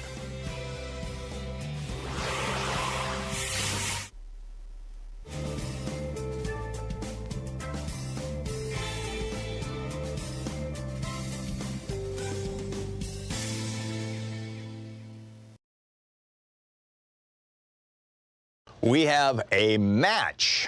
Mike in San Francisco, God bless him, has said that any donations up to $10,000 he will match today only. So if you've been waiting to make a contribution to Free Speech TV until there was a match, here it is. Your $10 becomes $20, your $50 becomes $100, your $100 becomes $200, your $1,000 becomes $2,000, your $5,000 becomes $10,000. Whatever you may be willing to contribute, your $10,000 becomes $20. Whatever you may be willing to contribute to Free Speech TV, please do it now. 877-378-8669 is the telephone number. I've talked many times about how important Free Speech TV is to, frankly, to our political dialogue in America, among other things. Where else do you actually see somebody pushing back against conservatives? It's like, it just doesn't happen anywhere else. Where else are you going to learn, the real story of what's going on in the United States and with our corporations and with the Supreme Court and with the corruption of our political system? Where else are you going to hear any kind of conversation at all about net neutrality or so-called corporate governance or corporate and billionaire influence over things like charter schools, the destruction of our public education system? It's all happening right here on Free Speech TV, which is why it's so important not only that you support Free Speech TV right now by calling 877-378-8669, but also it's so important that you let other people know about Free Speech TV. I'm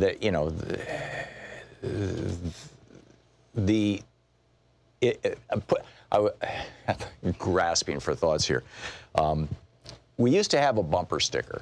Free Speech TV used to have a bumper sticker that had the channel number for Dish and the channel number for Direct, and it said Free Speech TV. I don't know if that's still available. It's not part of the premiums that we're offering right now. But you might want to make your own. I mean, you can literally just do it in an email, to your friends. Hey, I watch Free Speech TV on channel, I'm sorry, I don't have the numbers right off the top of my head, but I watch Free Speech TV on Dish, or I watch Free Speech TV on Direct. But there's also a whole bunch of new ones, in addition to that. You can watch Free Speech TV on Apple TV. You can watch it on Roku. You can watch it online at freespeech.org. There's a whole bunch of different ways to get Free Speech TV now.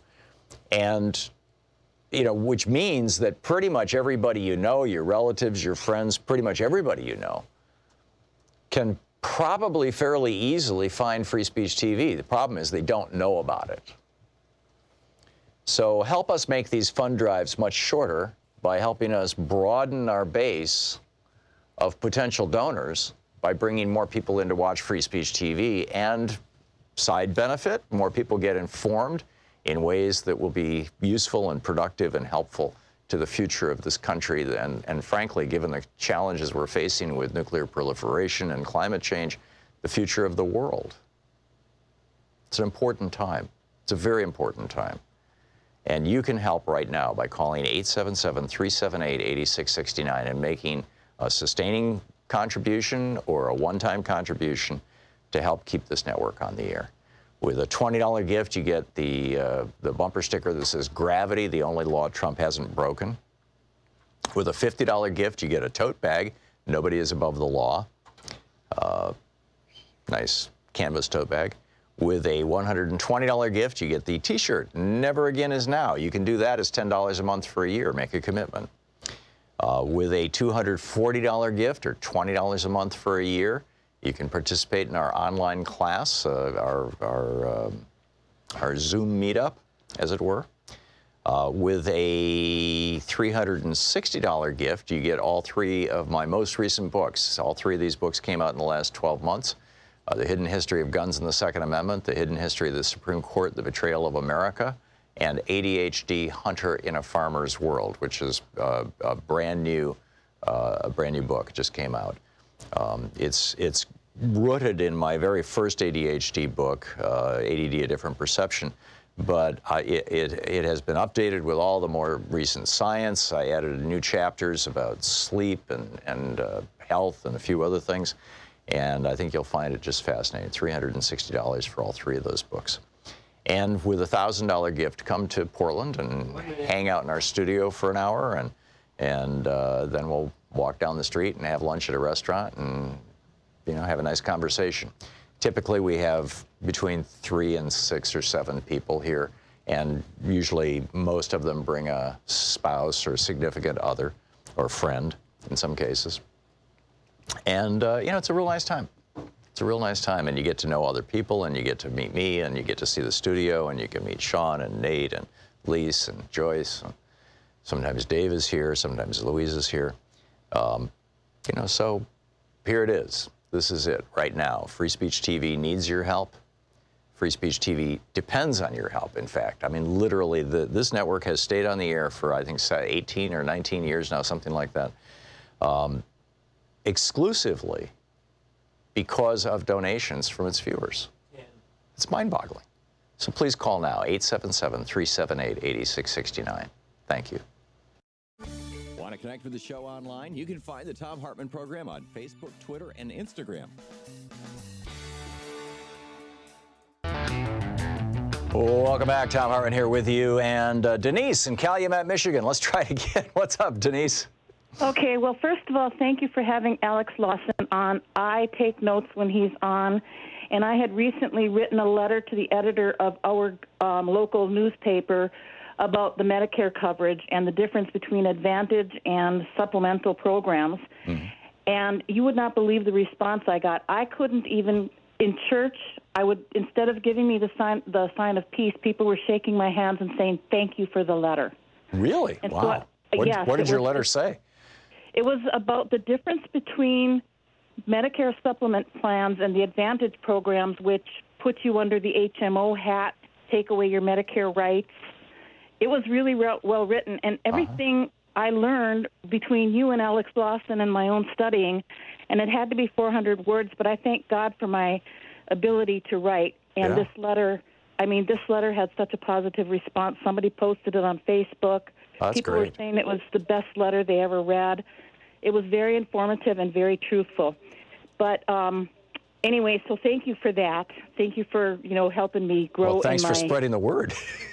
Yeah, the copy of the letter, I mean, they want me to write more. Mm-hmm. Good. So I'm planning on the beginning of a career, Denise, excuse me. Yeah, the disabled girl trying to make a difference in the world. There you go. But anyway, what was I going to say? Oh, the reason I called then was my quick comment was, if Trump, Mitch McConnell, William Barr, Lindsey Graham, and people of that sort all think they're the chosen ones, yes, they are definitely chosen, but by Satan. Okay.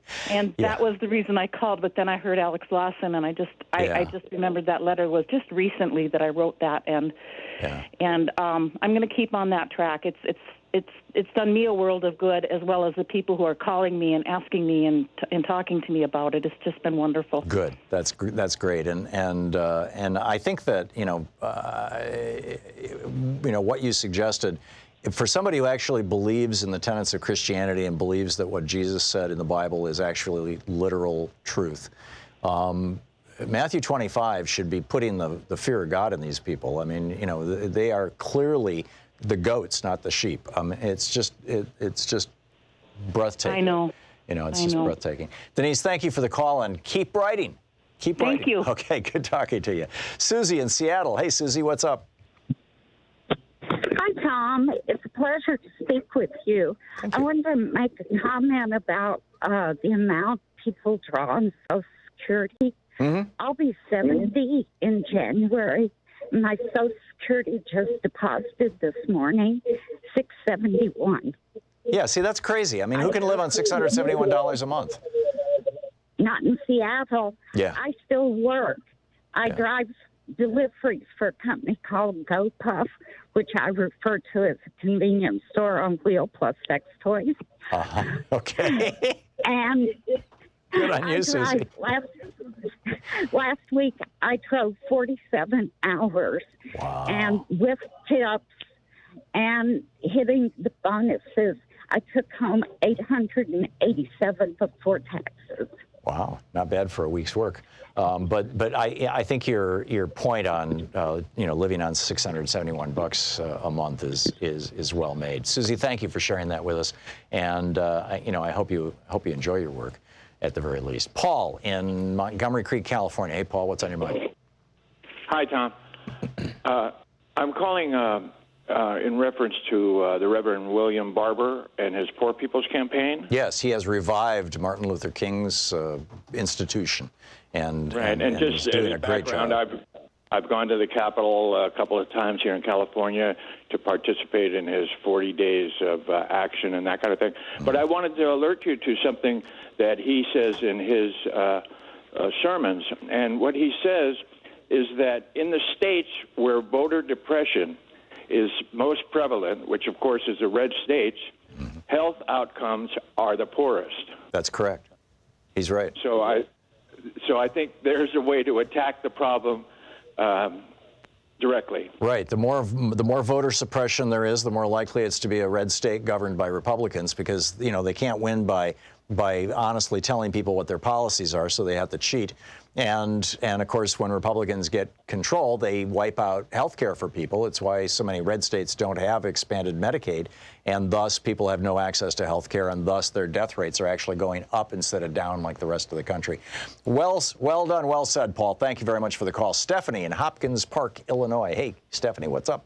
Hey, one thing I noticed is that, like my husband worked for the city of Chicago, who never paid into Social Security. Mm-hmm. So when he got disabled, he wasn't able to collect any kind of Social Security benefits or disability. Yeah, that's crazy. And the whole city of Chicago, except the transit workers, don't pay into Social Security, so they don't get any. And then if you get disabled, you get 1 year of disability for every 9 years that you worked. Now, wow. The thing is, my cousin, my nephew, and a few other people I know said their companies have decided to drop Social Security payments and making everybody do 401k plans. My question is, if they continue this fast, they won't be getting the money into Social Security. Will that kind of make Social Security unstable if you got a retired generation never paying into it in the first place? Well, this was a hole in Social Security that was created for or against. I frankly don't know the history of it. Alex would know that. For people who work in certain government positions. I know this is also a situation a lot of teachers have. And I think the theory was that there's a private pension system that's associated with these particular jobs. It's also true, I believe, for some people who work in the railroads. And that because they have such a robust pension system, they won't need Social Security, so we're just going to take them out of the system. And I don't know if it was designed that way from the beginning or whether these were changes that were made over time, maybe even early efforts to diminish the health of Social Security. But your point is really well made, Stephanie. We really need everybody in. If you want to have an insurance system, insurance is most stable, most robust, most capable of providing help to the people who genuinely need it when it has the largest base. And that's why Medicare for All is going to be a much healthier and more robust system than Medicare for people who just want it or can afford it. And that's why Social Security, in my opinion, should cover absolutely everybody in the country. Thanks for calling and pointing that out. That's an important one. Bill in St. Helens, Oregon. Hey, Bill, what's up? Yeah, hey, Tom. A little off topic, but I think timely. Basically, Senator Richard Burr, ranking member of the Republican on the Intelligence Committee, was asked to disavow the Ukraine interference, and he said, well, we know that they liked Hillary. So keying off that, I just did the very quick search on what countries liked Hillary prior to the election, and the first thing that came up was an independent UK article titled "Hillary Clinton would beat Donald Trump in every country polled except Russia." And I'll read two quick sentences. None of you hate this, but I'll do quick. Said the worldwide survey by Wynn Gallup International Association surveyed a sample of nearly 50,000 people in 45 countries, covering 75% of the global population. Mr. Trump beat Ms. Clinton in the Russian Federation by 23% gap. But every other country polled had Ms. Clinton winning by what would be considered a landslide. Yeah. The next closest country still supporting Hillary Clinton was China, with a spread of only 9%. So to me, if a foreign country supporting a candidate is interference, then we've got the entire world. And the simple fact is that Ukraine was not supporting Hillary Clinton. That's a lie. What happened was candidate Trump made a comment about Russia seizing Crimea. And he said, I'm inclined to just let Russia have Crimea. Well, if you're living in Ukraine, and if Mexico took back part of Texas, and some politician in the United Kingdom said, well, I'm inclined to just let Mexico have that part of Texas. As an American, I'd be pretty outraged. And a lot of Ukrainians were really outraged when Trump said that. And one of their members of parliament wrote an editorial in the local newspaper saying this is outrageous that an actual presidential candidate in the United States would say that it's okay for Russia to take part of Ukraine. And there were a few other people who were in or affiliated with the government who expressed their own personal opinions to that effect. And those are being amplified and echoed and pointed at now by Barr and Trump and all of Trump's sycophants and toadies as if it was an official position of the Ukrainian government. The Ukrainian government never took a position on Trump or Clinton. And I mean, this is another example of how you could take a little tiny truth and turn it into a really effective, huge lie, and that's exactly what's going on. Bill, thanks for the call. Samantha in Akron, Ohio. Hey, Samantha, what's up? Hi, how are you? Good. How about you? Oh, God, I could be better. I know I called you a couple months ago. I'm married to a miniature Donald Trump. Oh, I remember the call. You said that you had to ask him permission even to eat. Yeah, I do. And I'm just desperately trying to figure out how to get help. Yeah. I don't know what else to do. There are, Samantha, in every community, and certainly in Akron, Ohio, it's a large enough community, there are shelters for battered women. And even if he's not hit you, what you're describing is a form of abuse. And I strongly recommend that you go track one of those down and talk to them. And I wish you the very best. Kathy in OARK, is that Arkansas, Alaska, Alaska? No, that's OARK, Arkansas. Arkansas. Okay, I think that's AR. Okay, what's up, I'm a little Kathy? place. First of all, I want to say I'm a Bernie Sanders person. Okay. I've been for Bernie since I first heard him, and I'll be a Bernie-crat forever. Okay. But what I wanted to talk about today is in Matthew, when the tax collector come to Jesus and his disciples there, he said, go down to the water and collect the money out of the fish's mouth, and he did, and he gave it to the tax collector. And Jesus said to that guy, that disciple, he says, listen, give unto Caesar what is Caesar's, and to God what is God's. Right. When you bring politics into the church, and in the South here, we have a lot of it. You better vote the right way. You know, God goes right out the door. Yeah, I agree. And that is the way. I'm with you. And when I was a kid, and I seen how much respect my father had for the black people, it gave me. And when I seen Martin Luther King take that walk on TV, I was with him. It was like I was there, and it stuck with me. Good idea. And another thing. Kathy, I'm sorry we don't have time for another thing, but thanks for the call, and thanks for sharing your perspective. It's 46 minutes past the hour. We'll be right back. You're listening to Thom Hartmann. Visit ThomHartmann.com for audio and video archives. Defending America from the weapons of mass deception. We'll be right back.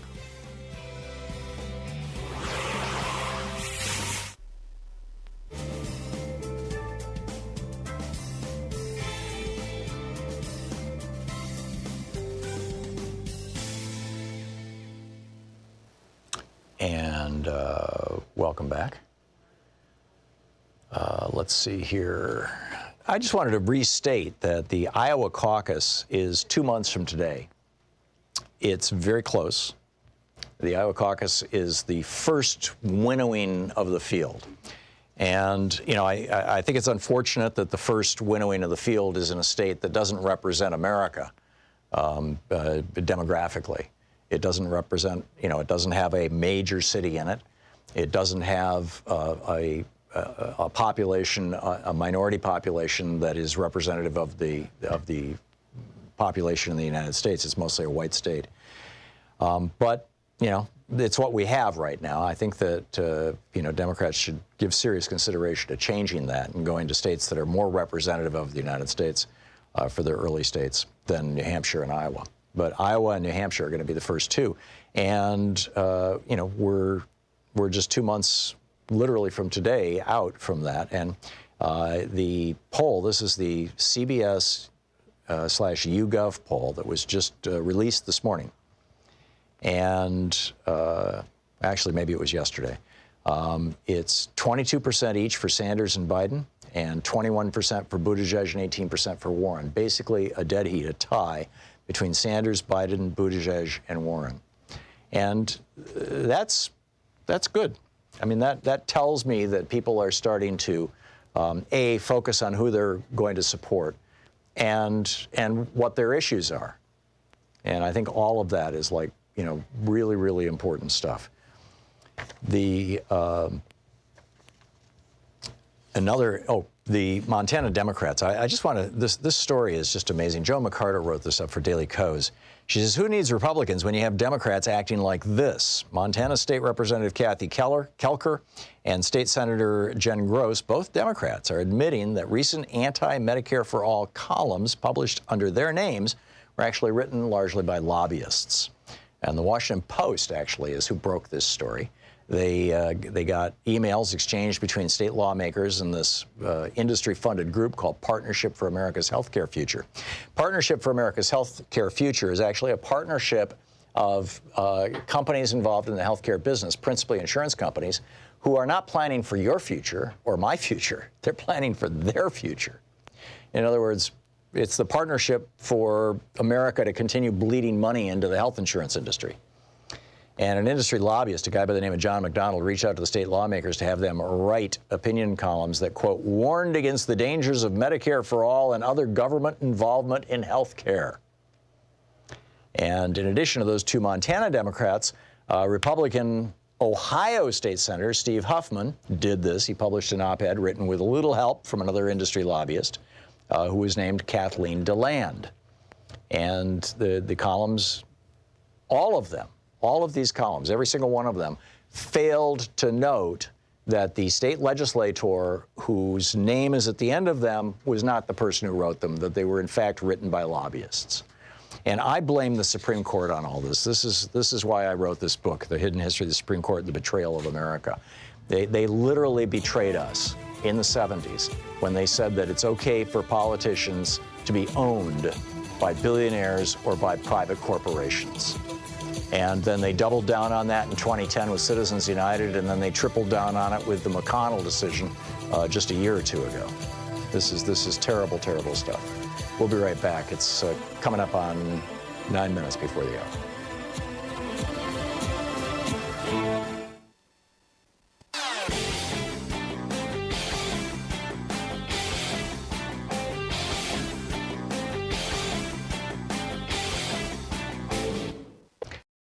Thom Hartmann here. My new book, The Hidden History of the Supreme Court and the Betrayal of America, has arrived. What if the Supreme Court did not have the power to strike down laws? Discover the hidden history of judicial review and this scam called original intent. Learn how we can save the planet by modernizing the Supreme Court. And most important, how we can democratize the Supreme Court now before it's too late. From the time Americans wake up until the time we go to bed, everything we do, touch, ingest, breathe, and use has been touched by the Supreme Court. In this book, I lay out the history of the Supreme Court from Alexander Hamilton until how the court overstepped its constitutional powers. America does not belong to the kings and queens of the court. It belongs to the people. The Hidden History of the Supreme Court and the Betrayal of America is available now in fine bookstores everywhere.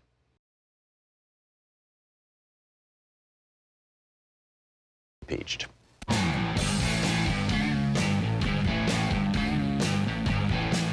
Welcome back. Thom Hartmann here with you, and John in Morris, Illinois. Hey, John, what's on your mind today? Hi, Tom. I love to listen to you. Sometimes I actually call you Doubting Thomas, but okay. The fact of the $3,000 of your Social Security that you can take in. Right. Now, you had a lot of dry spells, and then you had times where you put a little pot of gold there. Yep. You know. Now, see, if they take the cap off of Social Security, the pot of gold is going to be at the end of people's lives. And they actually, if they would tax the 600 billionaires, 80% of the country, when they retired healthy, would get a pay increase. Oh, we could raise everybody getting Social Security in the country to easily to within the neighborhood of $2,000 a month simply by eliminating the cap on Social Security, so that Charles Koch is paying the same percentage of his income into Social Security that I am or that you are, John. It's really that simple, isn't it? It really is. It really is. And most people don't even realize, because most people don't make over $130,000 a year, that if you make more than, it's 120 something and change, but let's say 130. If you make more than $130,000 a year, on every dollar you earn above that 130,000, and for some people it's literally millions and millions and millions of dollars, on every penny that you earn, you pay zero in Social Security taxes, which means that the Social Security Administration is getting zero, which means that, we have unfunded Social Security. It's crazy. Mario in Berwyn, Illinois. Hey, Mario, what's up? Mr. Tom, thank you very much for taking my call, sir. Sure. It was nice meeting you at Darien, Illinois. It was fantastic. Oh, thank you. My question is this, Tom. Social Security, it pays for the kids that are born with disability and they go through the years to being adults, and Social Security pay for them, correct? That's right. If you are totally disabled or severely disabled, regardless of how old you are, whether you're a newborn or whether you're 10 years old or whether you're 20 years old or 40 years old, you get in a horrible car accident, you can't work for the rest of your life, Social Security will pay for you, will fund you for the rest of your life, yes. And this is why I want to be sure, Tom, because I've been talking, I know somebody say to me, democracy is not a spectator sport. Go get there and get them. And it was not Bernie and it was not Obama. It was you. And since then, that's what I do every single day of my life, to talk to somebody and try to get people involved. Right. And I've been talking to two Republican families that they have this problem, but they're going to vote for Donald Trump. And I try to explain them. I just want to be sure that I have the weapons to talk to. And I just encourage everyone, just talk to everyone every single day. Yeah, if you wanted to go out in the marketplace and buy a disability insurance policy equivalent to Social Security, something that would cover, if you had a baby that was born disabled, would cover that child for its entire life, or something that would cover you if you became disabled for the rest of your life. I don't even know what it would cost. I mean, it would be hundreds of dollars a month, certainly. I mean, with the large risks like that. And we're all, 100% of us, every single person in the United States, regardless of how old they are, we all have that insurance policy. So Social Security is far more than just a retirement pension. It is the ultimate social safety net. Thank you very much. I appreciate the call. Kevin in Bartlett, Illinois. Hey, Kevin, what's up? Hi, Tom. Thanks for taking my call. Sure. I was just flipping through the channels here recently and came across, I don't know if I'm allowed to say his name, so I'll just Sure you can. And they were talking about the IG's report. I know the full report hasn't come out yet, but they're getting bits and pieces of it. And Rush Street basically just said that the IG's report on the investigation of the investigation is a lie. Right. Basically because it didn't say what they wanted it to say. That's correct. I know. I mean, Bill Barr is saying this now. This is going to be our shining star here. Look at what we found out, and now it's coming out, and they're finding out that it was legit. And what these guys are saying, what Limbaugh and these other guys are saying, basically, is we don't care what's true. We're going to continue to support Trump. Kevin, thank you for the call. We'll be right back. You're listening to Thom Hartmann.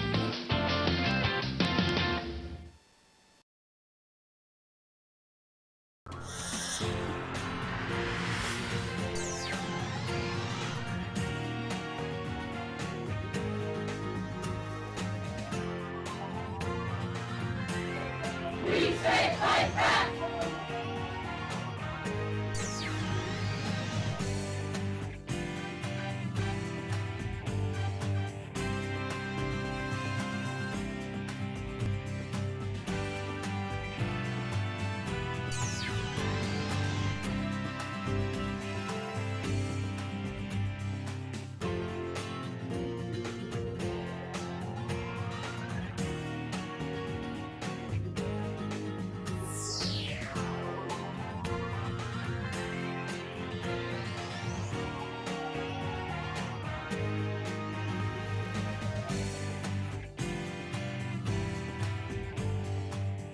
Thom Hartmann here. My new book, The Hidden History of the Supreme Court and the Betrayal of America, has arrived.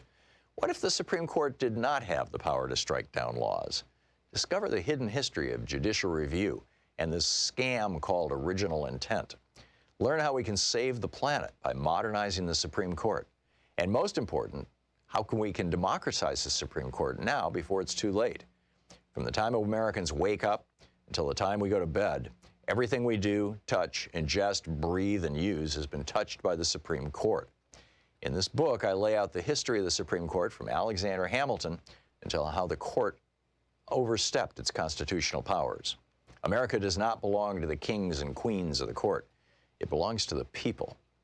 The Hidden History of the Supreme Court and the Betrayal of America is available now in fine bookstores everywhere. We have a match. Mike in San Francisco, God bless him, has said that any donations up to $10,000 he will match today only. So if you've been waiting to make a contribution to Free Speech TV until there was a match, here it is. Your $10 becomes $20, your $50 becomes $100, your $100 becomes $200, your $1,000 becomes $2,000, your $5,000 becomes $10,000. Whatever you may be willing to contribute to, your $10,000 becomes $20. Whatever you may be willing to contribute to Free Speech TV, please do it now. 877-378-8669 is the telephone number.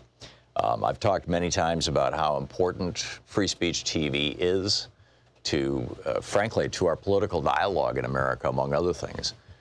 Where else do you actually see somebody pushing back against conservatives? It's like, it just doesn't happen anywhere else. Where else are you going to learn, you know, the real story of what's going on in the United States and with our corporations and with the Supreme Court and with the corruption of our political system? Where else are you going to hear any kind of conversation at all about net neutrality or so-called corporate governance or you know, corporate and billionaire influence over things like charter schools, the destruction of our public education system? It's all happening right here on Free Speech TV, which is why it's so important not only that you support Free Speech TV right now by calling 877-378-8669, but also it's so important that you let other people know about Free Speech TV. That, you know,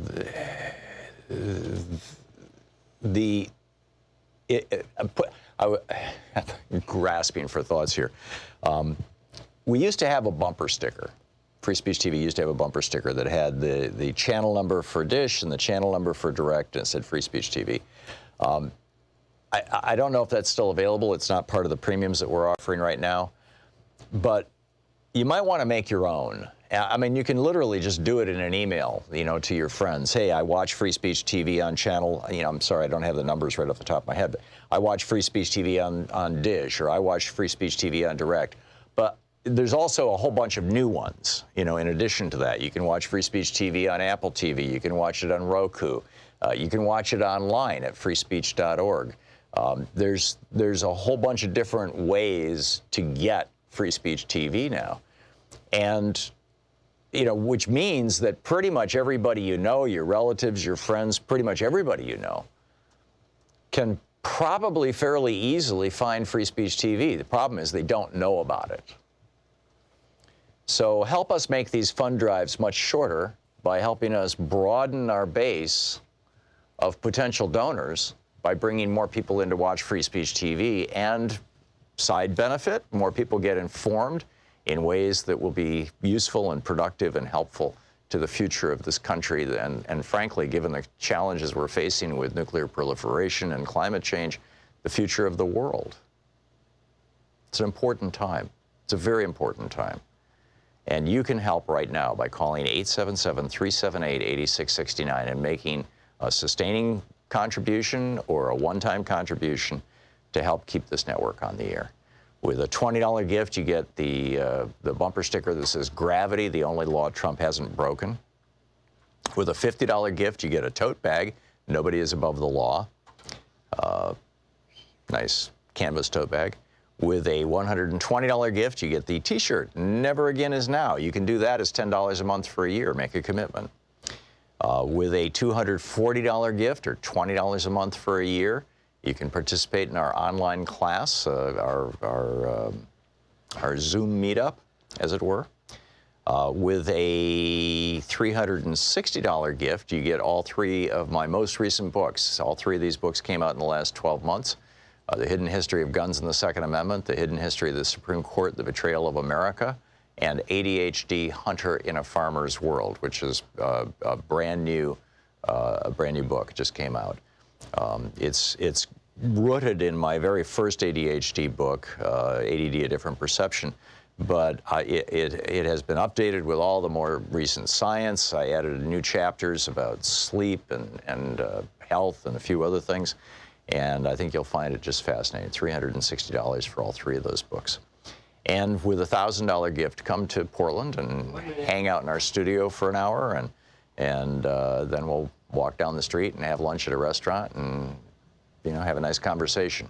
Typically, we have between 3 and 6 or 7 people here, and usually most of them bring a spouse or significant other or friend in some cases.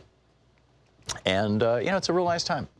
It's a real nice time, and you get to know other people, and you get to meet me, and you get to see the studio, and you can meet Sean and Nate and Lise and Joyce. And sometimes Dave is here, sometimes Louise is here. So here it is. This is it right now. Free Speech TV needs your help. Free Speech TV depends on your help, in fact. I mean, literally, this network has stayed on the air for, I think, 18 or 19 years now, something like that, exclusively because of donations from its viewers. It's mind-boggling.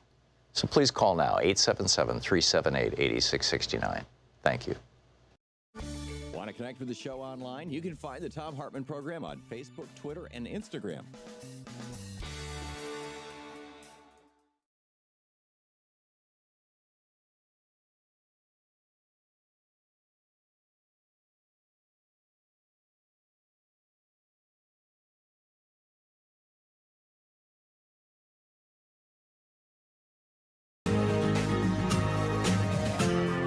This is the Thom Hartmann Program. And welcome back. Thom Hartmann here with you. And on the line with us is Michael Lewis. He is the best-selling author of numerous books, including The Big Short, Moneyball, The Blind Side, and his latest, The Fifth Risk. He's also a columnist for Bloomberg View and contributing writer to Audible. His website, Michael Lewis Writes, WRITES.com. And Michael, welcome to the program. Well, thanks for having me, Tom. I think this book of yours, The Fifth Risk, is absolutely fantastic. And just one little anecdote. I mean, you tell a story in the book about how the Department of Energy had a program to basically encourage clean energy, and they funded Tesla, or they provided the initial financing for Tesla to get up and running, and along with dozens of other, utility scale projects around the country. And right now they're in absolute paralysis because nobody there knows how to run anything. It's this death of government by incompetence and greed that is represented by the Trump administration. Can you give us the big picture here? What is the overall story in your mind on this? All right. So first, it's how it begins. Because you really got to trace this administration. Trump didn't think he was going to win. That's really clear. He didn't prepare to win. He had, by law, the requirement to build a transition team. And he had hundreds of people that Chris Christie had assembled to flow into the government the day of the election and receive the government from the Obama administration and find out, for example, what this clean energy program did. And he fired them all the day after the election. So the transition never happened. They never learned anything about what they were supposed to be running. So the big picture to me is it starts with the man himself, and he is entirely indifferent to the job he's got. And the job is, part of the job is running this federal bureaucracy. And he is meant to have appointed 4,000 people. He's historically, disastrous in that regard. But the people who meant to run the place aren't there. And then there are a couple of strains to the motives. There are places where people who are kind of cronies of his went into the parts of the government where there were profits to be had, private profits to be had, and exploited the situation. Most spectacularly, Mainly, I think, the Department of the Interior, right? Well, I would think, to me, the most grotesque example was in the Weather Service. The National Weather Service is a crown jewel. I mean, it saves lives every day, and it is a public good. That without the data the Weather Service generates, we wouldn't have forecasts. Right. And the CEO of AccuWeather, a guy named Barry Myers, lobbied Trump to be put in charge of it. And what he has been trying to do is basically privatize the data and make it. Now, he's just withdrawn his nomination after 2.5 years, but that that was a case where a person's private commercial interests were going to possibly put American lives at risk. And but I think the bigger picture is that in addition to the obvious commercial interests that have sort of flooded in, the bigger picture is when the man himself has no particular purpose other than his own self-glorification. When he's not got a mission, what shows up for the jobs are either narrow kind of commercial interests or nobody at all, or somebody who doesn't know anything, like Rick Perry running the Energy Department. Yeah. It's great. It's grifters and people who just want something on their resume, and it's a slow-moving tragedy, which. It could end up being the one sort of silver lining to me to the whole story is up to this point, it's not like Americans have been wonderfully civically engaged with their federal government. We've been bashing it, left and right for 30 years. And it is Trump has made the material interesting again. He sort of made the subject, he's brought it to such a crisis that it's possible that the end result is we start paying a little bit more attention. I think the first president, maybe the first president ever, but certainly the first president in my lifetime, and I've been paying attention to politics since the 60s, who openly came out and said that the federal government itself was not the solution to our problems, it was the problem, was Ronald Reagan. I mean, he said that in his first inaugural address. He kind of put us on notice. I'm here to destroy this institution that you just elected me to run.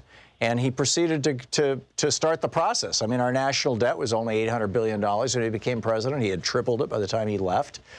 He established this the whole two Santa Claus theory, Judah Wadisky's thing of, when Republicans are in the White House, run up the debt as hard and as fast as you can, and when Democrats come into the White House, force them to shoot Santa Claus, so i.e. Social Security, Medicare, things like that, make them cut those programs.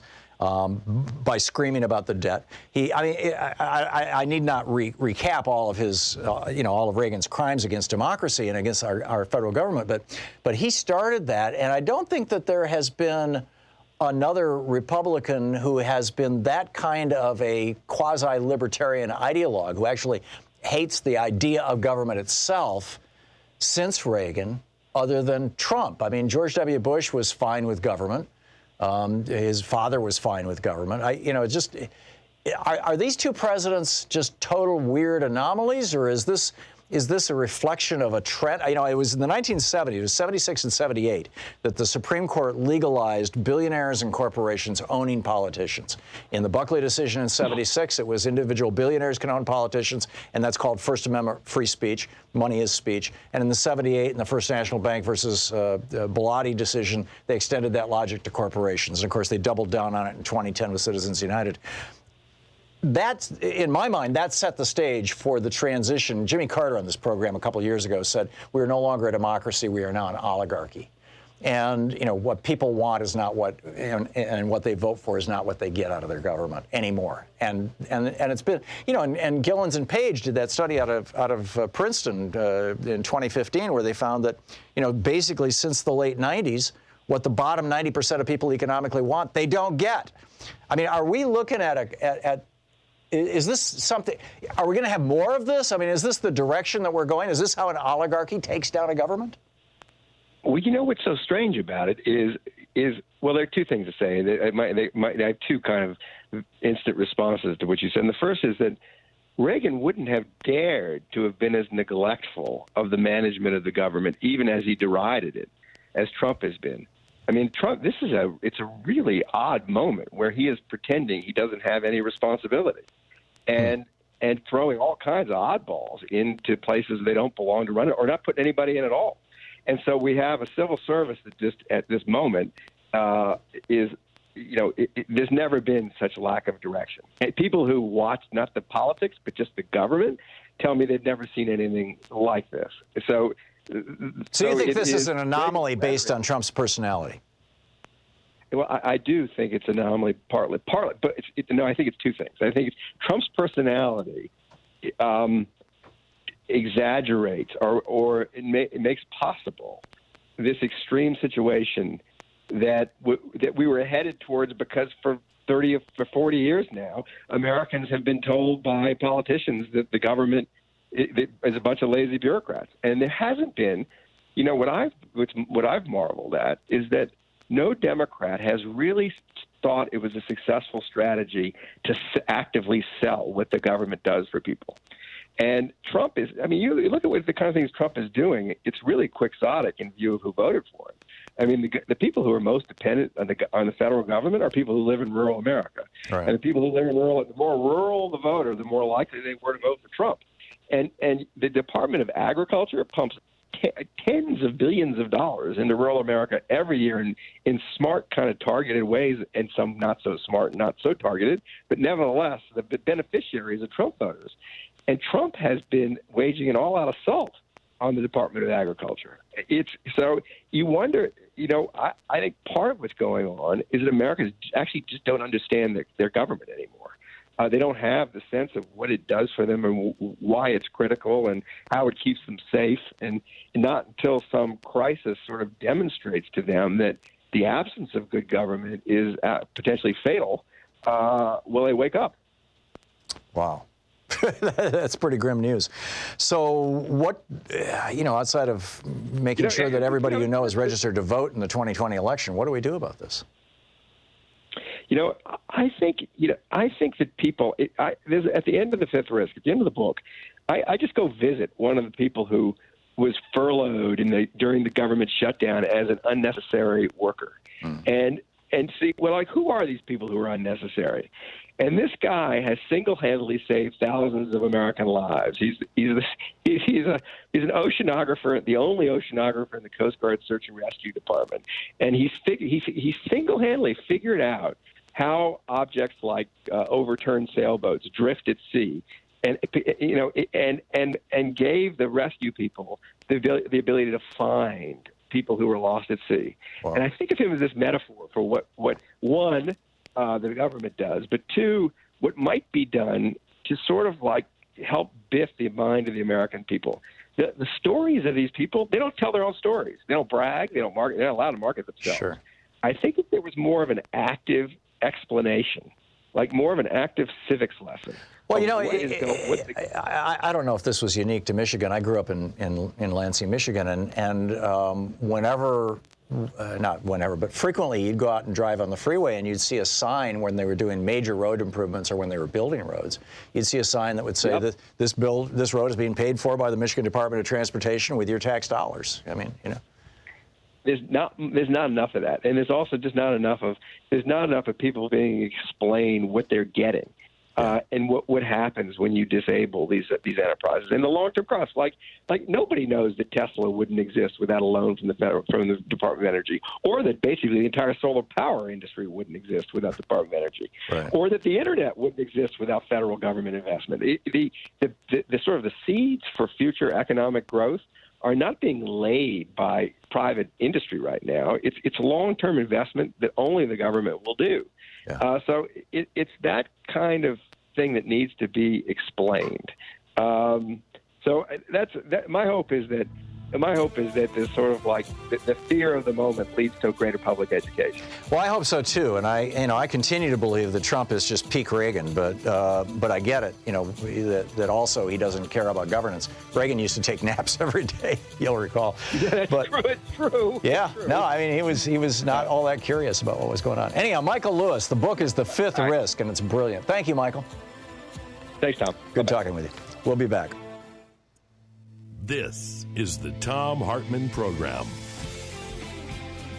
The Fifth Risk is Michael Lewis's book. Do you think that Trump is peak Reagan, or do you think that Trump is simply an anomaly? I think he is predictable.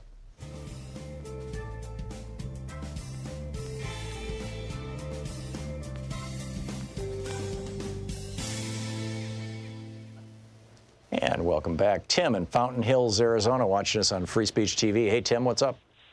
Hi, Tom. I was calling to bring up something that I brought up last week about what your thoughts are on the overall picture. And you went off onto the financial part of the USA, and now I'd like you to step back just a little bit, go up a little bit higher, and think about a list of things and what order you think they should be approached, or what might be the most important thing to do first and all to get this country out of the James Madison conservative view that we've been under now since Reagan. Yeah, it's more Hamilton than Madison, but yes, I understand what you're saying. Okay, very good. See, you know all this stuff that I never had the time to look into until I got retired, which I am now. I'm older than you are, but so you're asking where do we start? I think you have probably discussed this with others of our thinking pattern. Yeah. That in what order you would attack it, and I figure the first thing is educating the public or communicating with them that like you said with your last guest there, the importance of government and what it's really, that it really is supposedly for we the people. Right, the first three words of the Constitution. Bingo. That's exactly right, Mr. Tom. And I'd like to hear your, to me, it seems to me that the conservatives of the Founders' Day had more impact on our Constitution than we would like them to have today, and that Mr. Jefferson, who wrote about how each generation should be able to change the Constitution to suit itself for its own time and needs, we're not doing. And I'd like to hear your thoughts about that in particular. Yeah. My concern, Tim, is that we have lost sight of what democracy actually is. I think most people in America don't understand the concept of the commons. They don't understand, that there are these vast areas of life and of physical reality that surround us that, literally the air we're breathing right now, the water that we drink, it's just, there are these vast areas that are, because we all own them collectively, and because they impact our quality of life, we create governments, as the Declaration of Independence said, governments are created among men and women, and others, to be able to care for the common good and the general welfare, and that's the commons. And I think that that's probably the most important concept, is that the most important part of our commons, to the extent to which the government can keep the air clean and the water pure, the most important part of the commons is our vote. It's the most critical thing, because that's how we, you and I, Tim, as citizens, express our desires. And that's one of the reasons why I think that having electronic voting machines owned by private corporations is just a crime against democracy, an absolute crime against democracy. Tim, thanks a lot for the call. We'll be right back. It's the Thom Hartmann Program, occupying the media 3 hours a day, 5 days a week, right here. Stick around.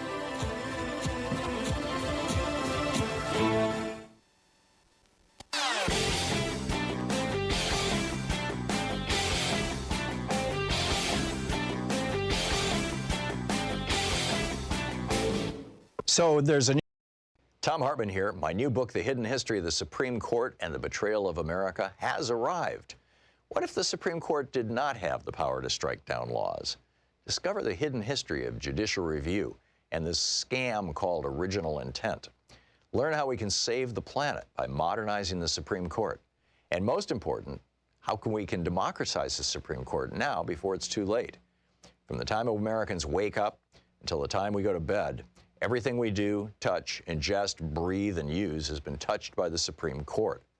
In this book, I lay out the history of the Supreme Court from Alexander Hamilton until how the court overstepped its constitutional powers. America does not belong to the kings and queens of the court. It belongs to the people. The Hidden History of the Supreme Court and the Betrayal of America is available now in fine bookstores everywhere.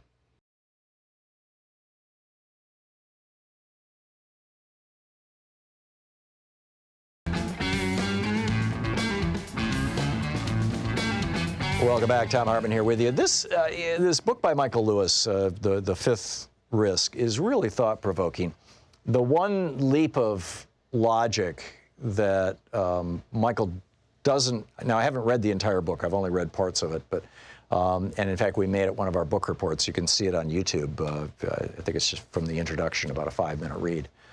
But the one logical leap that I'm making that I don't think he made, and I'm not sure why, and we just talked about it, and I tried to kind of talk him into it, and didn't quite work, but maybe, I don't know.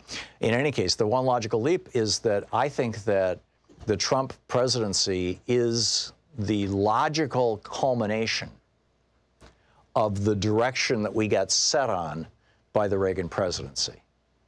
And the Reagan presidency was the logical outcome of the decriminalization, the outright legalization, in fact, of political bribery in 76 and 78 in the Buckley and First National Bank decisions by the Supreme Court.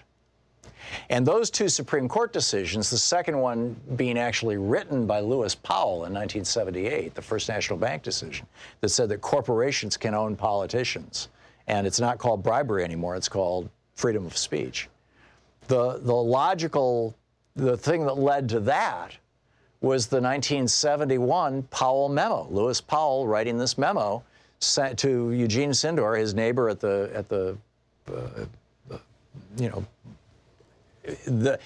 just saying, coming right out and saying that we need to take over. The Chamber of Commerce and its friends, all the corporations that are parts of it, the billionaire funders and founders, we need to take over politics in the United States. We need to take over the education system in the United States. We need to take over the court system in the United States. We need to take over the universities. We need to buy media. We need to build a media presence. I mean, he just laid out basically what we are living right now, which is conservative rule. And, I used to debate what the word conservative means, but I'm not going to anymore. I mean, this is what you're seeing right now is what has been called conservative since the 70s. It's oligarchy and corporatism. And, I think that Reagan got us started down this road, and Reagan, of course, was brought into the White House by just a river of big money that flooded out of big corporations and rich people in 78 and 79 because of those two Supreme Court decisions, because they had legalized it. And then, Reagan took his naps every day and just kind of put, Reagan was the first president to put an anti-labor guy in charge of the Department of Labor. He was the first president to put a guy who thought that schooling should not be compulsory and should not be funded by the government, Bill Bennett, in charge of the Education Department. He was the first guy to put, James Watt in charge of Interior, the guy who thought that we should sell off public lands. You're listening to the Thom Hartmann Program. Call 202-808-9925. And by the way, every Republican president since then, George Bush Sr., George Bush Jr., and Donald Trump have all done the exact same thing. I think that Reagan set this pattern.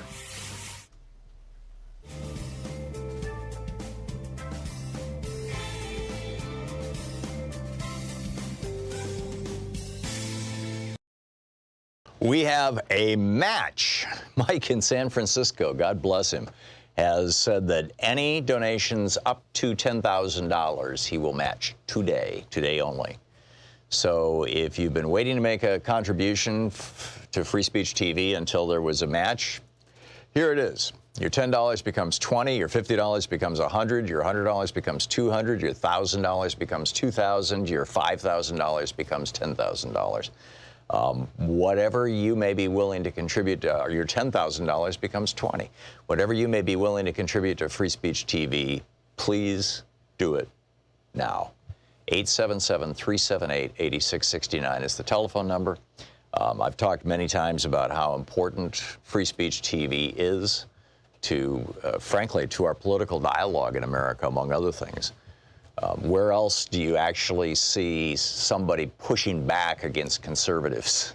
It's like, it just doesn't happen anywhere else. Where else are you going to learn, you know, the real story of what's going on in the United States and with our corporations and with the Supreme Court and with the corruption of our political system?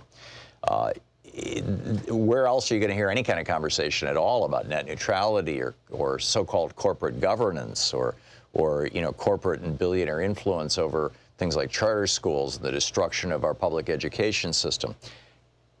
It's all happening right here on Free Speech TV, which is why it's so important not only that you support Free Speech TV right now by calling 877-378-8669, but also it's so important that you let other people know about Free Speech TV. That, you know,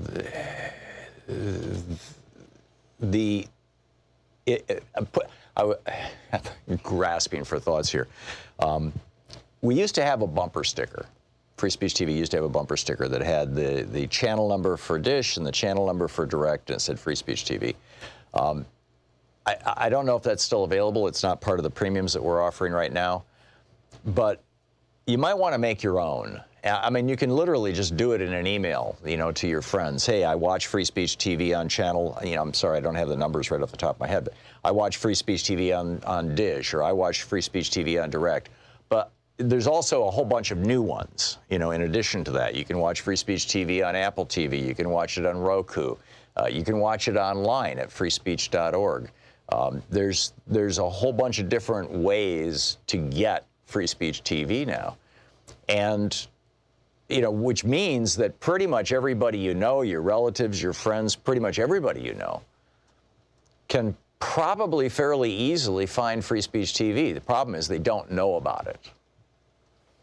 So help us make these fund drives much shorter by helping us broaden our base of potential donors by bringing more people in to watch Free Speech TV, and side benefit, more people get informed in ways that will be useful and productive and helpful to the future of this country, and frankly, given the challenges we're facing with nuclear proliferation and climate change, the future of the world.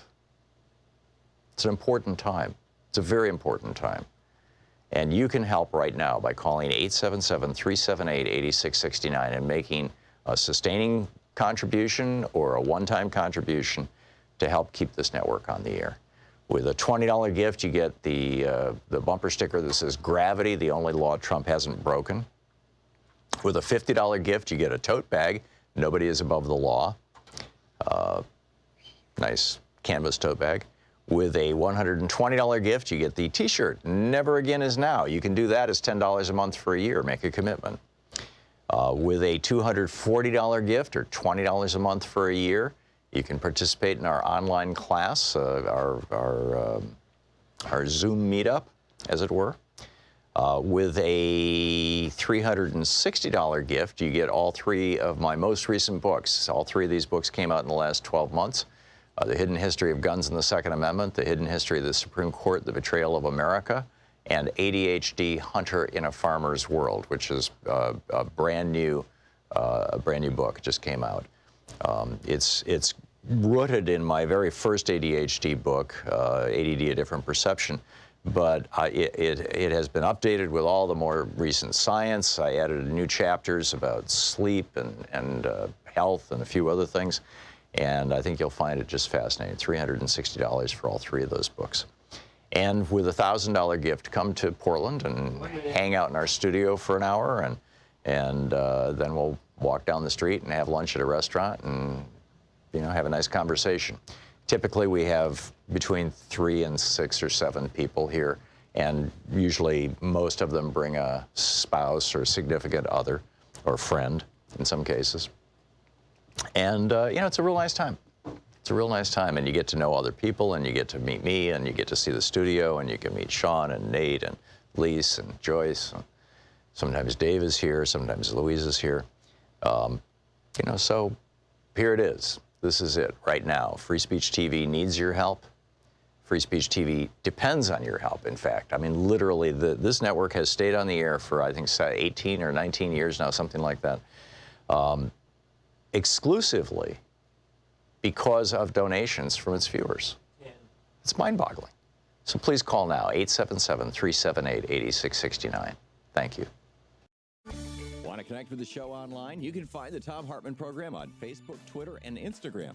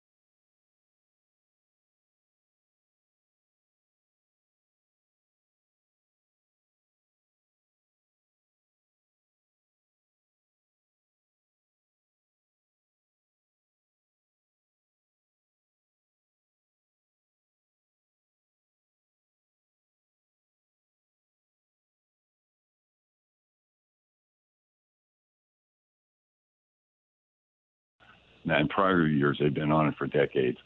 Prior years has gone up 1 or 2 percentile per year. This time it went almost 100%, from like 180 to 360. Their rent doubled, basically, because they're on government housing. Yeah, their co-payment on it, exactly. And for a lot of elderly people on a minimal fixed income, you know, that's got to be breaking the camel's back right there alone. Yep.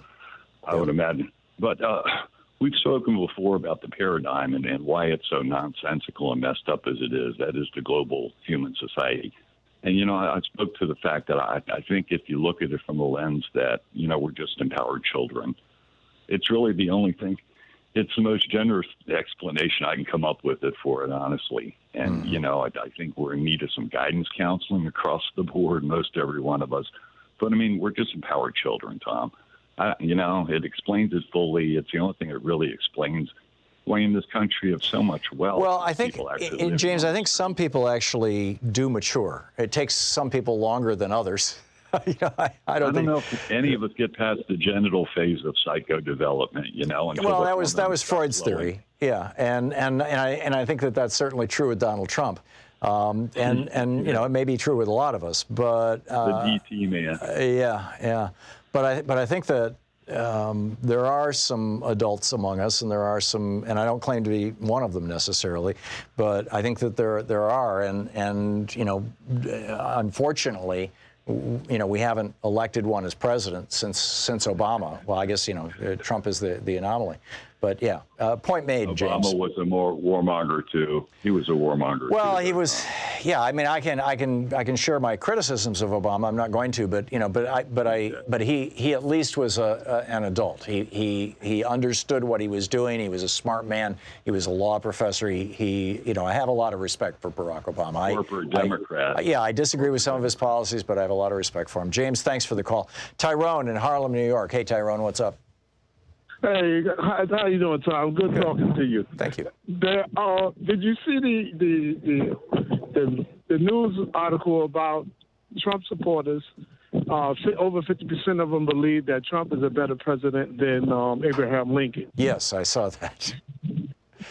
So now these are the people we're trying to convert into reasonable human beings that believe that a person that was trying to put our country together as one country, and this person that came into office saying that Mexicans are rapists and murderers and less bad Muslims is the best person to have in charge of this country. Yeah. Now here's the problem, Tyrone. We are up against and thank you very much for the call. We are up against a behemoth financially. Facebook is saying that Trump can tell as many lies as he wants. He has over 4,000 different ads running on Facebook right now, many of them filled with lies. That's just fine with Mark Zuckerberg. And, Google and YouTube have said, no, you can't do that. But Facebook, no problem.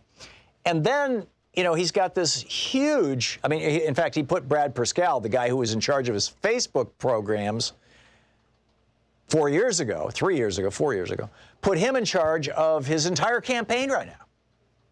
So Facebook is at the center of the Trump campaign. And then the other thing that they've got is this enormous direct mail effort. I just got an email just 20 minutes ago. It's titled Response Requested. And it's got the Trump-Pence logo on the top, and it's got a tweet from Donald Trump at the top. It said, the impeachment scam is driving Republican poll numbers up, thank you, Shifty. And then it's addressed to me. It says, Fred, the do-nothing Democrats are hurting our country, and they don't care. Really? This is how we're going to say, they become the party of partisan hoaxes and endless investigations that lead to nowhere, and we're tired of it. Unlike President Trump, who is working around the clock for you and your family. I thought he was watching Fox News around the clock. The left is only concerned with impeachment and witch hunts. They're not concerned about doing their jobs and helping America on issues that matter. Fake news and Democrats are pushing a narrative that this scam is hurting the president's polling numbers. But we don't care what the fake news media and their Democrat partners think. We only care what real Americans like Fred from Oregon think. That's why the president asked us to personally reach out to you to take our official December approval poll to get your opinion of his recent job performance. Please take our official December approval poll by midnight tonight to tell President Trump what you think. And when you click on the link, there it is, certified website of President Donald J. Trump, official December approval poll. Number 1, do you believe the economy has flourished since President Trump took office? Number 2, do you believe President Trump is committed to adding more jobs in addition to the 6.9 million that have already been added under his leadership? Number 3, did you know the unemployment rate is at historic lows, 3.6%? Number 4, do you agree that a wall at the southern border is necessary to keep our nation safe from dangerous illegal criminals? Number 5, do you agree that President Trump has restored our nation's standing in the world? Oh, boy. Could I give an answer to that? Number 6, do you support the United States decimating ISIS and taking out Abu Bakr al-Baghdadi, the #1 terrorist leader? Gee, you think somebody might answer no? Do you support, number 7, do you support Trump's appointing conservative judges to federal courts? Number 8, as of today, who will you vote for in 2020? And then one button is President Trump, and the other button is a socialist fraud. And number 9, how would you rate President Trump's recent job performance? Great, good, okay, or other? Honest to God. And then, get to the end of it, and it's a pitch for money, of course. But, this seems cartoonish, right? It seems like something out of a bad comic book. But it's actually what you will get if you tune into Right Wing Hate Radio or you tune into Fox News. It's literally, that's what you're going to get. Sam and push the wrong button. I'm sorry. Richard in Toms River, New Jersey. Hey, Richard, what's on your mind today? I was listening to the thing that the gentleman said about about Trump calling everybody with a nickname. Mm-hmm. And I remember the news coverage for Stormy Daniels said that as far as when he was in the bedroom, he was under efficient. And I believe she called him tiny. Yes. So I think that everyone should, all people, all of Democrats in Congress and everything, and all the news people should start calling him Tiny Trump. That's a good one. You know, Marco Rubio made him crazy by saying that he has tiny hands, and you know what that means. And Trump even dragged that into the debates. So. Yeah, evidently, he's got tiny something else. Yeah. Another thing I wanted to say was that you have a thing where donations, you can get bumper stickers. Right. Well, I think one bumper sticker should say, you can either be a Republican or a Christian, but you can't be both. Yeah, increasingly, I think that's the case, sadly, really sadly. Richard, thank you for the call. Sam in Minneapolis. Hey, Sam, thanks for listening to AM 950. What's up? Hey, Tom. I just wanted to point out a couple things. First of all, you were bringing up the aid to Lebanon being frozen, and the fact that they unfroze it as soon as it was reported widely in the media. First of all, I think that's just a red flag. Yeah, that reveals consciousness of guilt. Yeah, exactly, consciousness of guilt. So that's the screaming alarm that says that they knew what they were doing was wrong. Okay, but secondly, look who benefits. Just like with the Ukraine thing, the fact that the aid was held up translates into benefiting Russia and also, in this case, benefiting Trump. And Trump is a traitor, and I can't wait until he goes to prison. Yeah. So. I am the first to say that I think that we should have good relations with Russia, but that doesn't mean that you just roll over on everything. I mean, each country has its own national interests, and they need to be pursuing those. Thanks, Sam, for the call. David in Tyndale, South Dakota. David, it says here the Democrats are a bunch of do-nothings? Really? Yeah. The Democratic House of Representatives has passed almost 400 pieces of legislation, including tightening our elections so that they're secure. What about appropriations? I beg your pardon? What about appropriations? That's a constitutional duty. They do not do anything. They have passed nearly 400 pieces of legislation, including a lot of appropriations, David. Oh, yeah. They're sitting on Mitch McConnell's desk.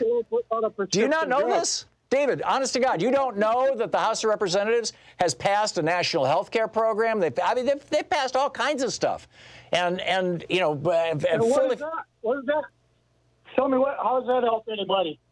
Well, as long as Mitch McConnell is sitting on it and refuses to even have a conversation, you know, they passed a piece of legislation that would have tightened up our elections so that no other country, China, Iran, no other country could hack our elections, and Mitch McConnell's refusing to even have a conversation about it. They passed legislation to strengthen Medicare. Mitch McConnell won't have a conversation about it. They passed legislation to strengthen Social Security. Mitch McConnell won't have a conversation about it. They passed legislation to help fund our states with regard to road repairs. Mitch McConnell won't have a conversation about it. They passed major infrastructure legislation. Mitch McConnell won't let it even be discussed in the Senate. The do-nothing action in Congress right now, David, and please, fact check me. And if you can find that I'm wrong, come back on the show and point it out to me. But the do-nothing action in the United States Congress right now is in the United States Senate, and it's Mitch McConnell. George in Miami. Hey, George. George, I'm going to put you on hold here for just a second because we're going to hit a break in just a few seconds, and I'll come back to you right after the break. It's 47 minutes past the hour here on the Thom Hartmann Program. We'll be back with more of your calls and the news of the day, and I promise I won't read any more letters from Trump's campaign, at least today. But, I mean, it's just, isn't it, like, juvenile? You know, who are you going to vote for, Donald Trump or some socialist? Right. Anyhow, we'll be right back. Stick around. You're listening to Thom Hartmann. Visit ThomHartmann.com for audio and video archives. Sean says it's like South Park, and I won't fill in the rest of it, but those of you who know from South Park, you know what I'm talking about. We'll be back.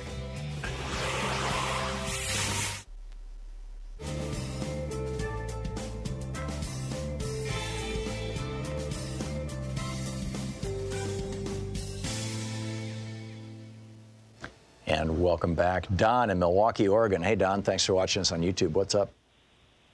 Thanks for taking my call quickly, and then I'll hang up. Fair price for a fair product is the only thing that makes our capitalist economy work. Those afflicted with greed are never satisfied with the wealth they amass. And finally, the real reason I called, other than to get that other said, was could you ask politely, by the way you speak on behalf of the people, and it shows you care. You are a patriot, sir. Thank you. Thank and you, could you Don. call and ask McConnell if he would come and have a conversation, not a yelling contest, or somebody of power, or him to send one of his delegates or something, and sit and explain to me and the people, because a lot of people watch you. I've been watching you a couple of years. I'd like to see you run for president. But if they would discuss with you why it is they can support somebody that openly speaks and does things that shame our country and are risking lives when they don't have to be risked.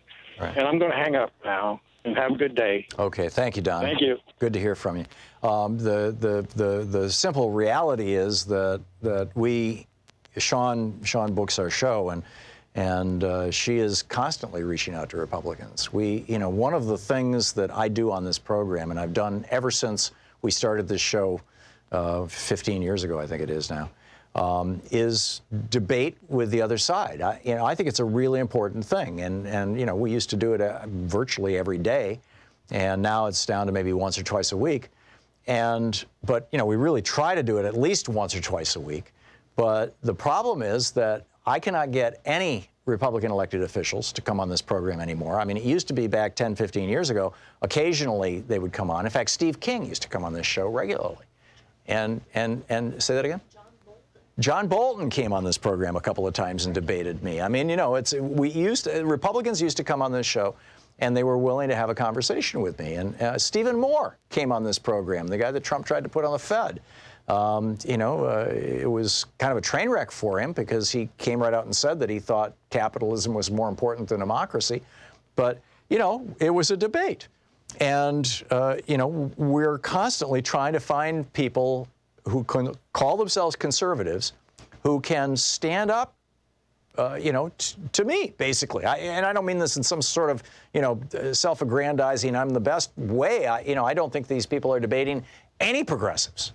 I don't think they'd be willing to. It's why I would love to see a debate between Donald Trump and either Bernie Sanders or Elizabeth Warren. He would be lost.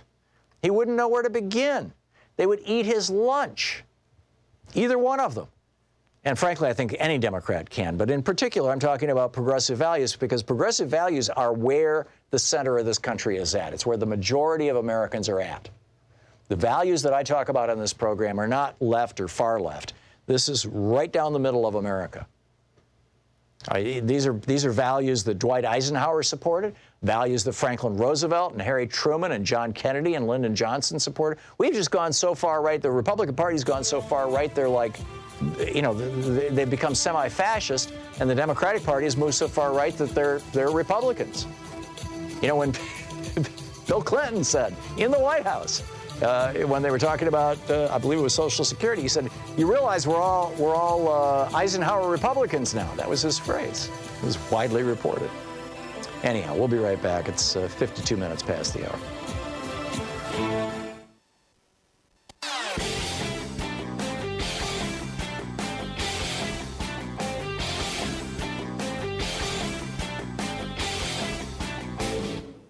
So our special Thom Hartmann here. My new book, The Hidden History of the Supreme Court and the Betrayal of America, has arrived. What if the Supreme Court did not have the power to strike down laws? Discover the hidden history of judicial review and this scam called original intent. Learn how we can save the planet by modernizing the Supreme Court. And most important, how we can democratize the Supreme Court now before it's too late. From the time Americans wake up until the time we go to bed, everything we do, touch, ingest, breathe, and use has been touched by the Supreme Court. In this book, I lay out the history of the Supreme Court from Alexander Hamilton until how the court overstepped its constitutional powers. America does not belong to the kings and queens of the court. It belongs to the people. The Hidden History of the Supreme Court and the Betrayal of America is available now in fine bookstores everywhere.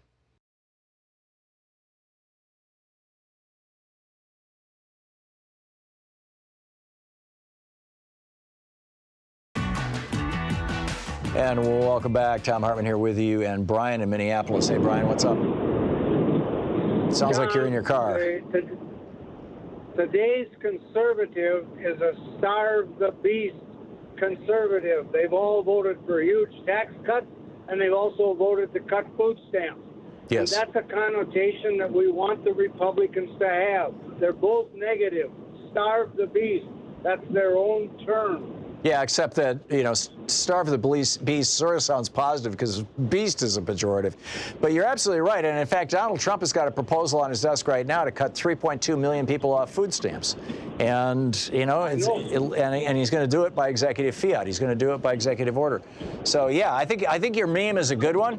And you know, there's more to come, I guarantee you. Martin in Huntington Beach, California. Hey, Martin, what's on your mind today? Well, hello. How are you? I'm calling from Surf City. I just wanted, we call Donald here Benedict Donald. And there used to be a comic book back in the Zap comic days called Legions of Charlie about America's admiration for cults, and that's what we call Republicans, Legions of Charlie. After all, he seems like a cross between W.C. Fields and Charlie Manson. With a little bit of Mussolini thrown in there. Yeah, sadly. Anyway, yep. You know, he's keeping us in the technological dark ages, and I just... yeah, so you think his nickname should be Benedict Donald. That's your proposal. And also... No, I got it. Martin, I got to move along. Jim in Dallas. Hey, Jim, what's up? Hey, good morning, Tom. I just had to call after listening to that fool from South Dakota. Every argument that he brought up, you gave him empirical evidence to the contrary. Well, what did he do? He moved on to another stupid topic. You gave more evidence and moved to another stupid topic. That's the way those people are. They do not want to be seem to be wrong, and that's what's wrong with those people. They are greedy, self-centered, self-absorbed morons. I think, you know, Jim, there's no amount of discussion. In defense of my caller from South Dakota, I'm not sure that he's a greedy or a moron. I think that he's been watching Fox News. I think he's malinformed. He believes things that aren't true. Well, in my experience with the people, and I would vote for Vladimir Putin before I vote for Republicans, because Republicans have an agenda, and it's all based upon money. The greedy, self-centered, they want the money, and they don't want you to have it, as opposed to they get money and you get money. I've seen that over and over and over again. Yeah. I'd much rather, I mean, I benefited from the tax cut, but I'd much rather give that up and give it to someone who really could use it. But the people who vote for them are not going to benefit from Trump's tax cut, and they're so ill-informed, like you say, that they think they're going to get some money, and they're not. Right, and they think that Trump is going to string. I think it just irritates me because that's the way any discussion I have with and give them complete evidence, they always ignore it and move to the next topic. Yeah, it's sad. Jim, thank you for the call. I mean, this is the behavior of people in a cult. It's not the behavior of normal, rational people, and that's very unfortunate. But they've got the infrastructure to create a cult, and they're doing it. Anyhow, thanks so much for being with us today. We'll be back tomorrow, same bat time, same bat channel. And in the meantime, share with your friends how you hear our program, and let them know. Get them on board. Let's wake some people up, huh? Democracy is not a spectator sport. You got to get out there and get active. Tag, you're it. We'll see you tomorrow.